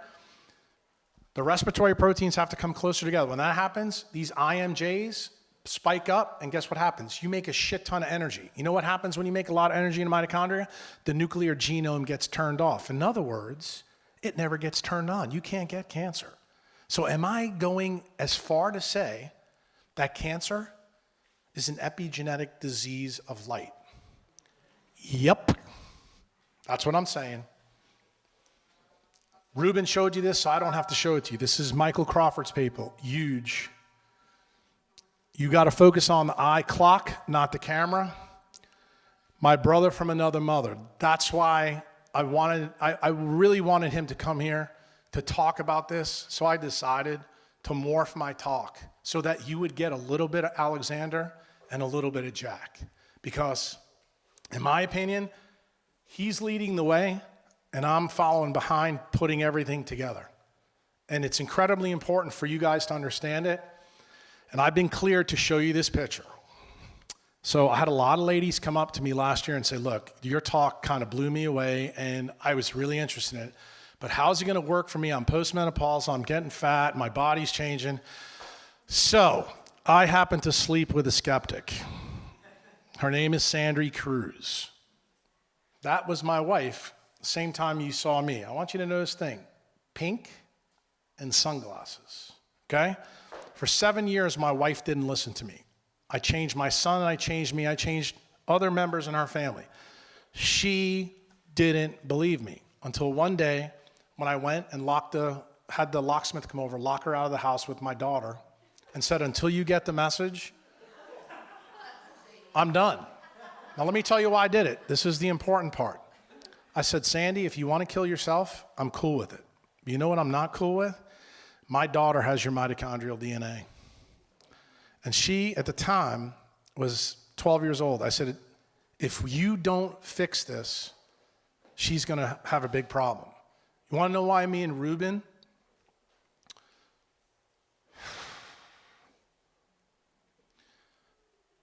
Why we're friends. He's got the same issue. It took me doing this to my wife for her to get the message. I wasn't trying to force her to do something. I was trying to tell her it was the key to fixing my daughter. So, thing I'm most proud of, I got my wife to take her damn clothes off. I got my wife to take her sunglasses off. And I'm happy to tell you that is my wife at 58 years old, 2 weeks ago, with her same friend. That is my wife 1 week ago at a horse show. Notice, she is in better shape than she was in high school. So when a postmenopausal, Western A price, granola-eating woman comes up to me and tells me that it's not possible, I'm telling you, you're not getting naked enough and you're not getting out in the sun enough. And just so you guys know, I moved my entire family 5 years ago from a northern latitude to the 28th latitude. Why? Because it was important for my family. Why? Because I understood how light works. And I know nobody in this room really understands it that well. But my goal is to make sure that you all do. Even if you heard something that's 5 or 10%, say, hey, that's interesting, I've done my job. That's what I want you to do. I want you to see what is possible. Like last night in Unbound, the part of the story you didn't hear, Sarah's sitting there, and I'm going to bring it up. Sarah has a disease called electromagnetic hypersensitivity. Most people in the States think it's bullshit. And I told her when I first met her in London during the biohack event when me and Ruben went, that if she came to Mexico at the 20th latitude and went into the cenotes and spent time in the jungle, I thought in 3 or 4 weeks that would go away. You know what I told her the main problem was? The UK's power grid oscillates at 50 hertz. You know what Wallace has found in his research? Every mitochondria that burns fat. Fat burning is not a function of food. It's a function of the oscillation that's made. Oscillates at 100 hertz. 50 hertz is the second harmonic of 100.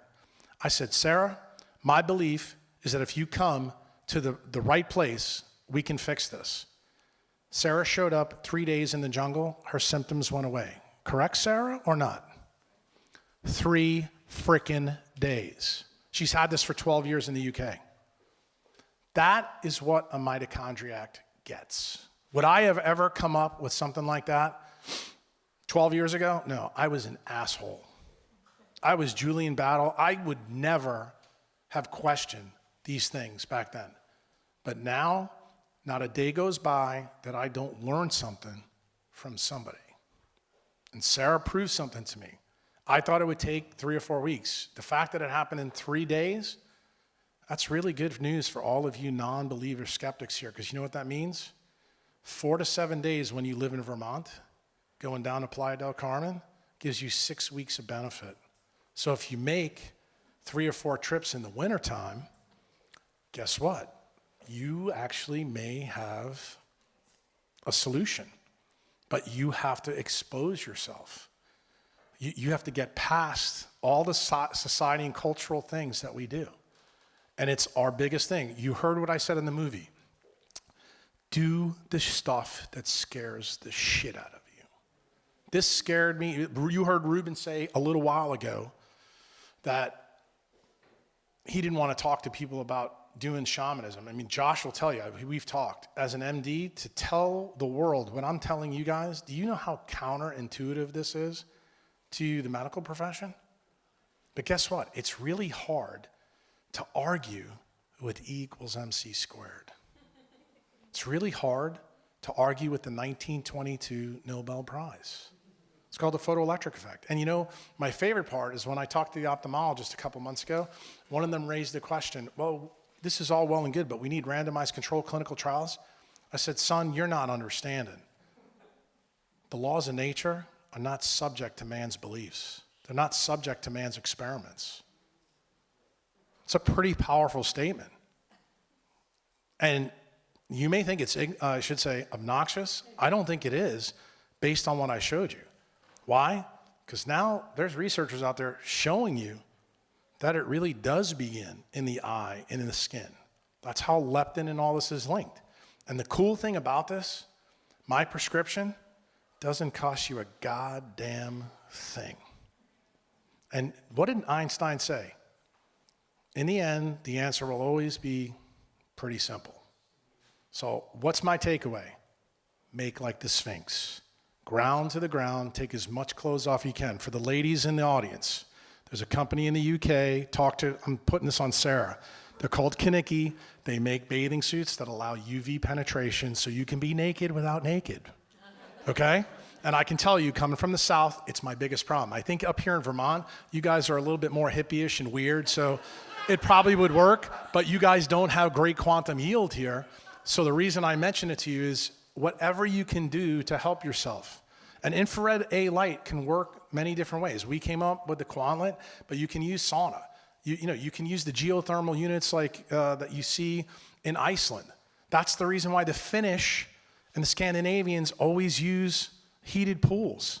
Why? Because they're getting part of the sunlight they don't get through heating. Remember, heat is infrared light, and we don't realize it. Okay, I'm done.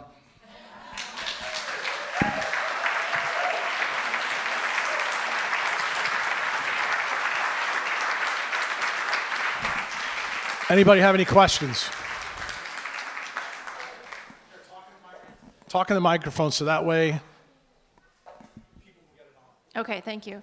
So not only do we have to deal with the latitude in Vermont, but it's also cloudy a lot. So how does that affect our morning routine? It's a great question. Let me finish up with her. Clouds, when it's clouds like this, you still get 31% of the light through. So the answer is it's still there. Here's the question. Number one thing in mitochondriac, what I teach people, tell me what your haplotype is, what your SNPs are, and I'll tell you if Vermont's doable for you. Because guess what? It's tied to your latitude. Well, it's simple to do. It now costs $69 to get that information. 23andMe. All you need to know is your haplotype. I need to know what your 677, 1298, your VDR receptor, your CBS. That's it. You put that on my form, and I'll tell you exactly what you're optimized to. Well, that's good. I'm Swedish and Irish too, but you know what the key is? If you have any mitochondrial diseases and you're trying to reverse them, Vermont may not be your place. But guess what? If you don't, I told you, I was able to fix my obesity with a simple, and I stayed at the same latitude at the time. I was at Nashville when I did it. But why did I relocate further south? Because I was trying to fix my wife and my daughter. And you see, 5 years. 677, 1298. Just so you guys know, these are all tied to the COMT gene and also dopamine and melatonin. That's the reason why they're all important. Because, you know, you hear all this BS from the functional medicine docs about methylation. Guess what? How you get methylation right? Sunlight. Surprise. Nathan. All right, good. So I need some cataract surgeries. What am I going to tell an ophthalmologist? I got 2 members going through this right now. You're in a tough spot. So one of the people is going to have custom lenses made in Germany and going to have them implanted. The ophthalmologist was okay with it. So I would tell you the key with lens repair, and this is where the Japanese ophthalmologists that I told you I spoke to, they're way ahead of us. Right now, the standard lenses in the United States all block UV. That means both A and B, and they block 50% of the blue. So what I would, I don't recommend these things because I'm not an eye doctor, but if I had to have the surgery, I would have no lens with no UV protection at all, and I would only block about 10% of the blue. The reason why, I think it's easier to block the blue with glasses, you know, at night, and it's just one of the things you have to do. But the key thing is the UVA that gets through, that 3% that gets through that I showed you how incredibly important it is for melatonin. Now, I will tell you some good news.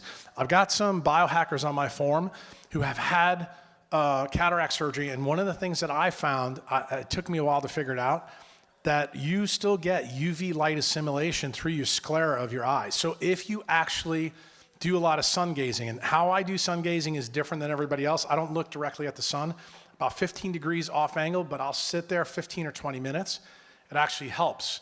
Here's the other key thing, and Ruben's probably gonna kill me when I say this, but I've got a couple ongoing hacks with people with your problem. We're using the Quantlet, because what the Quantlet does, it puts photobiomodulation, red light through your artery.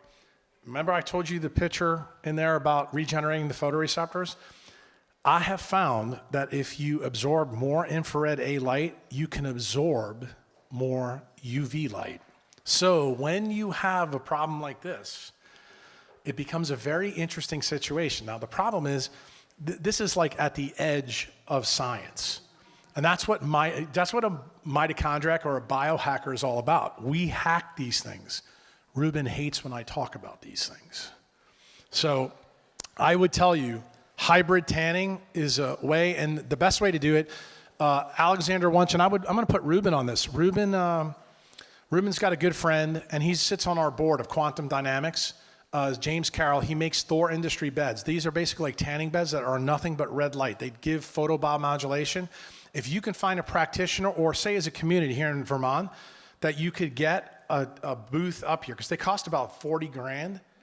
But if you guys go and pay like 100 or 200 bucks a pop, then when you go outside, if you have a poor light environment, which you guys do have here, when it's present, you'll absorb even more. So that is a way to biohack Vermont, okay? I think it's a great idea, and I hope somebody in the audience says, shit, why couldn't we do that? Why couldn't we pool our money together and buy a unit, maybe talk to Tree, maybe Tree can keep it here at the farm and everybody can come here and get their 15 minutes, do it 3 times a week? Why not? I mean, let's face it, it's a farm and we're animals. The problem is most of the people in this room are zoo animals. I'm trying to turn you back into being a real animal.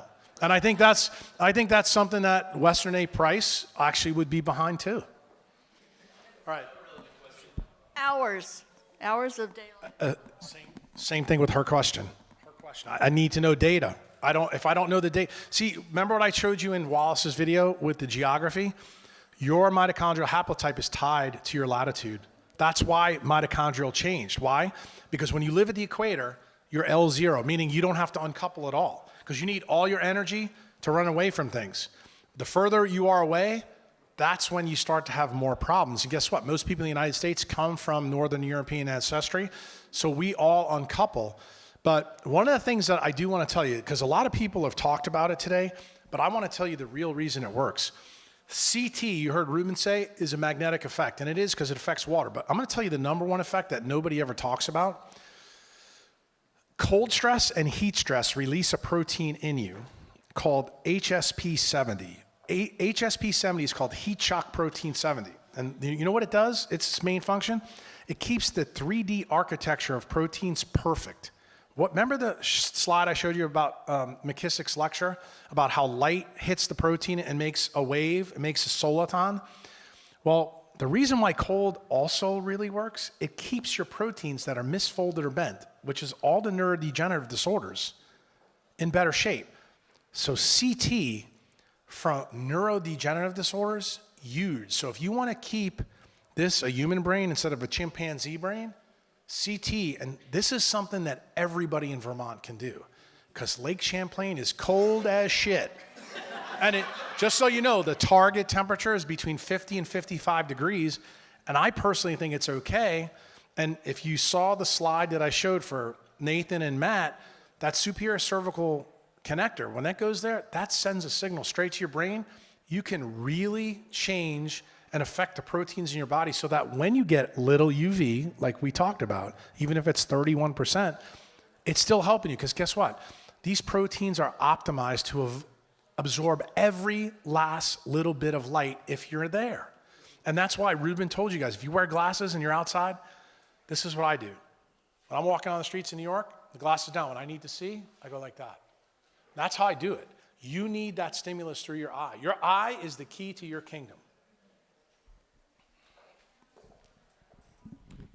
What about protecting the eye from the sun? I mean, all my life I've been outside in the snow and sailing and lots of reflection.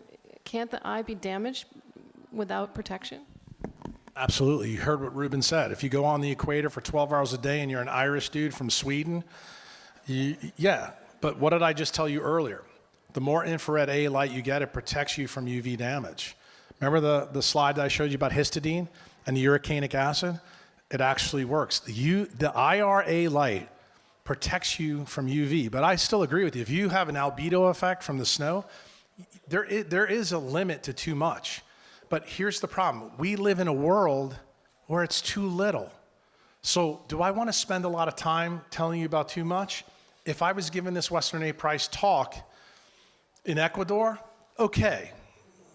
Then we need to talk. You're in Vermont. I think it's impossible. Even with snow from the albedo effect, I don't think you can get enough. Why? Because you're now a zoo animal that lives in a non-native EMF blue lit world. Your world is lit up by an alien sun. And you have to realize that technology brings us inside, not outside.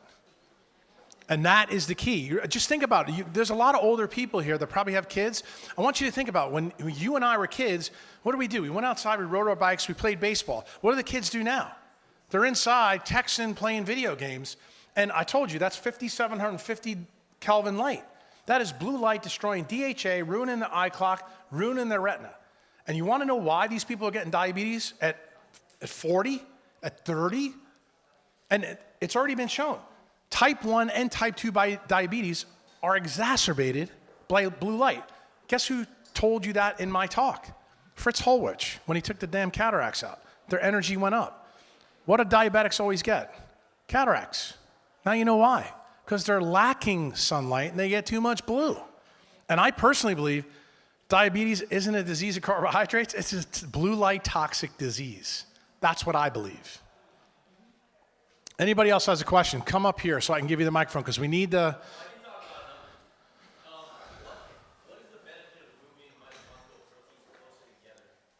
Oh, the benefit? That's a quantum mechanical answer. It's very simple. The closer two things are together, like closer two protons together, for example, if you believe the fusion model in the sun, which I will tell you I don't, anytime the protons come closer together, it makes energy transfer much easier. So the respiratory proteins need to come closer together to transfer electrons, because what is the electron transport train functionally do? It ferries electrons from cytochrome 1 all the way to the ATPase, eventually to oxygen. And oxygen accepts that terminal electron. When it gets to oxygen, it's at its ground state. When it comes into cytochrome 1, and I didn't get into all these details, but cytochrome 1 is the NAD positive NADH couple. It is a fluorophore protein that absorbs 340 nanometer light. So if you want to know why electrons from carbohydrates always enter at cytochrome 1, now you know why, because carbohydrates grow when? Long light cycles, when what kind of light's out? Purple light.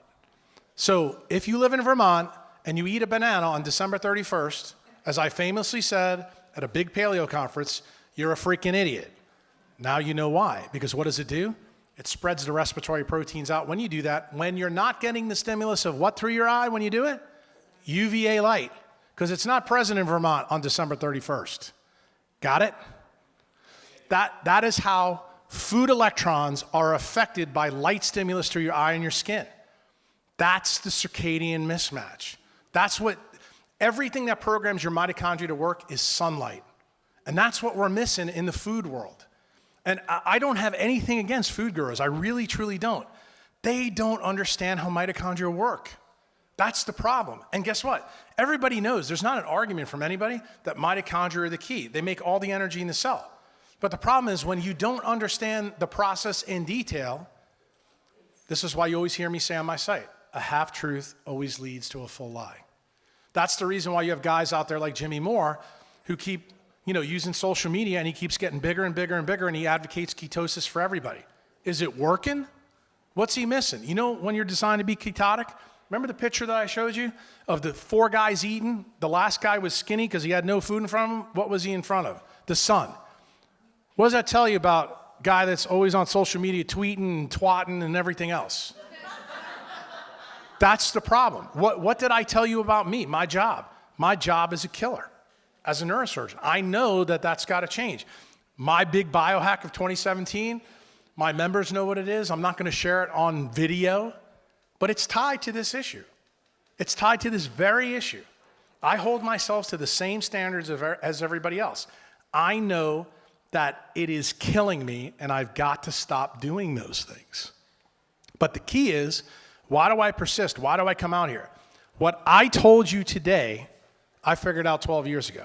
I put this information on the internet for free. It's been on my site for 7 years.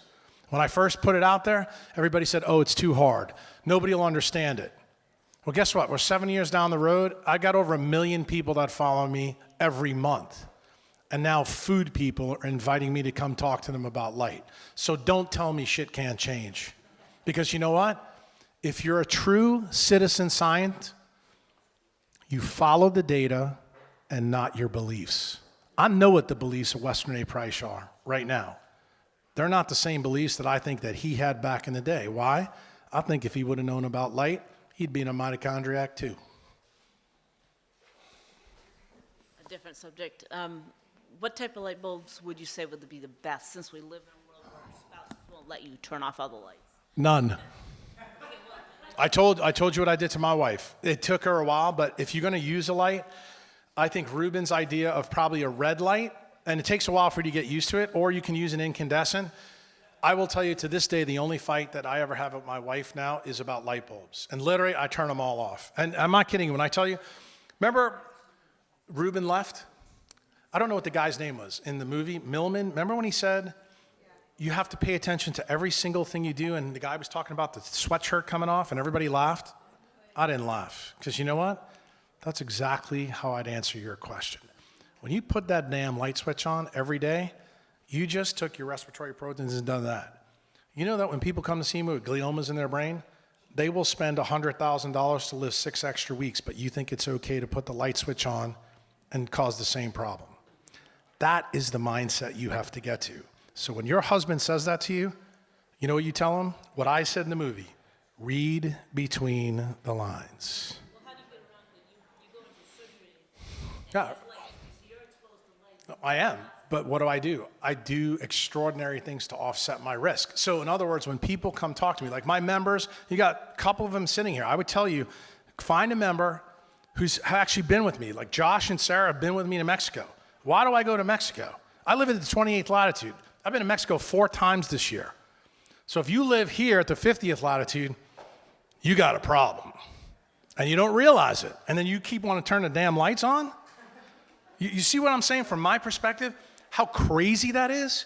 But think about what I said in the movie. The answer is right in front of you, and why don't you see it? Because you don't make any dopamine. I'm not kidding you. I'm being dead serious. When the dopamine levels go low, when you're faced with the answer, you're like, wait a minute. What did Ruben say? Everybody who's a biohacker wants a shortcut. You think that you can shortcut light? If you say yes, you're not part of my tribe. And I'm being honest with you. But what I'm trying to say is I want you to understand that light is fundamental. Not only is it fundamental to you and me, but it's fundamental to the food web. That was the talk from last year. If you didn't hear it, go YouTube it, because everything about food is tied to light too. All those electrons that food become are excited by light frequencies, and your mitochondria is the Rosetta Stone that deciphers that signal. And I didn't get into all those details. I gave you the surface skim. There's a lot more to this story.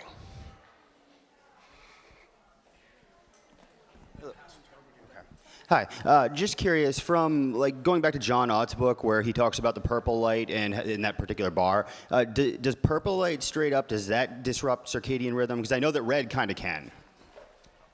Here, give me that. Let me answer this one first. This is a good question. For those of you who haven't read Ott's book, there's a part of the book, I forget the name of it. It was a restaurant in Chicago where he did a very interesting biohack.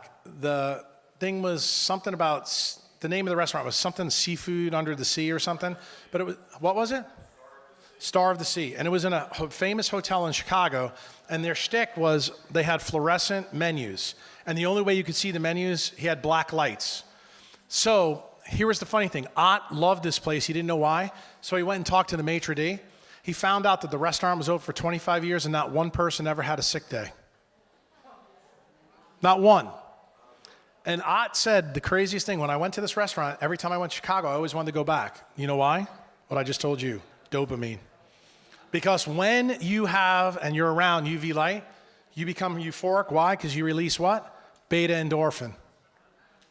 What else? Your blood pressure goes down because UVA light, nitric oxide. It's a natural calcium channel blocker.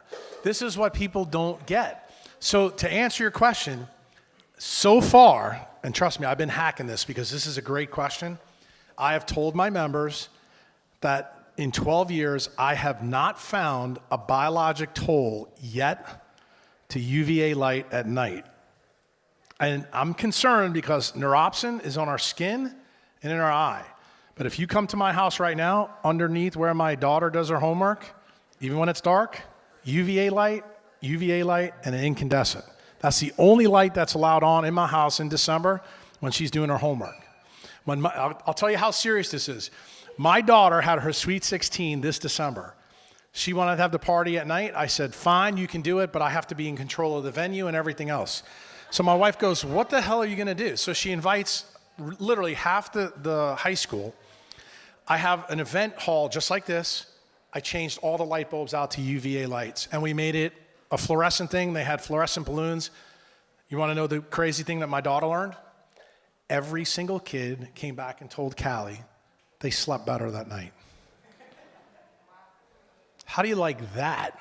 So that made a huge impact on her friends, because then Callie explained to these 16-year-olds, look, this is how actually it works. My dad can actually teach this. So what started happening? Kids I would have never talked to, they start coming over and they start to see me outside. I'm at Kinnicky, and they're like, tell us about this.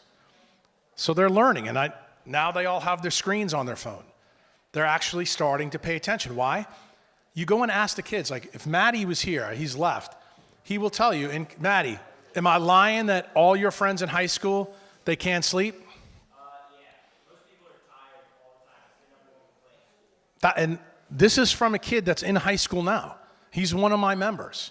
I've got tons of them now. I never thought in a million years, 7 years ago when I started putting this information on the internet, that kids, when he showed up to Mexico sight unseen to hang out with me, I was like, this has got to be resonating with people. And you know the crazy thing? It's resonating with his generation more than the old farts.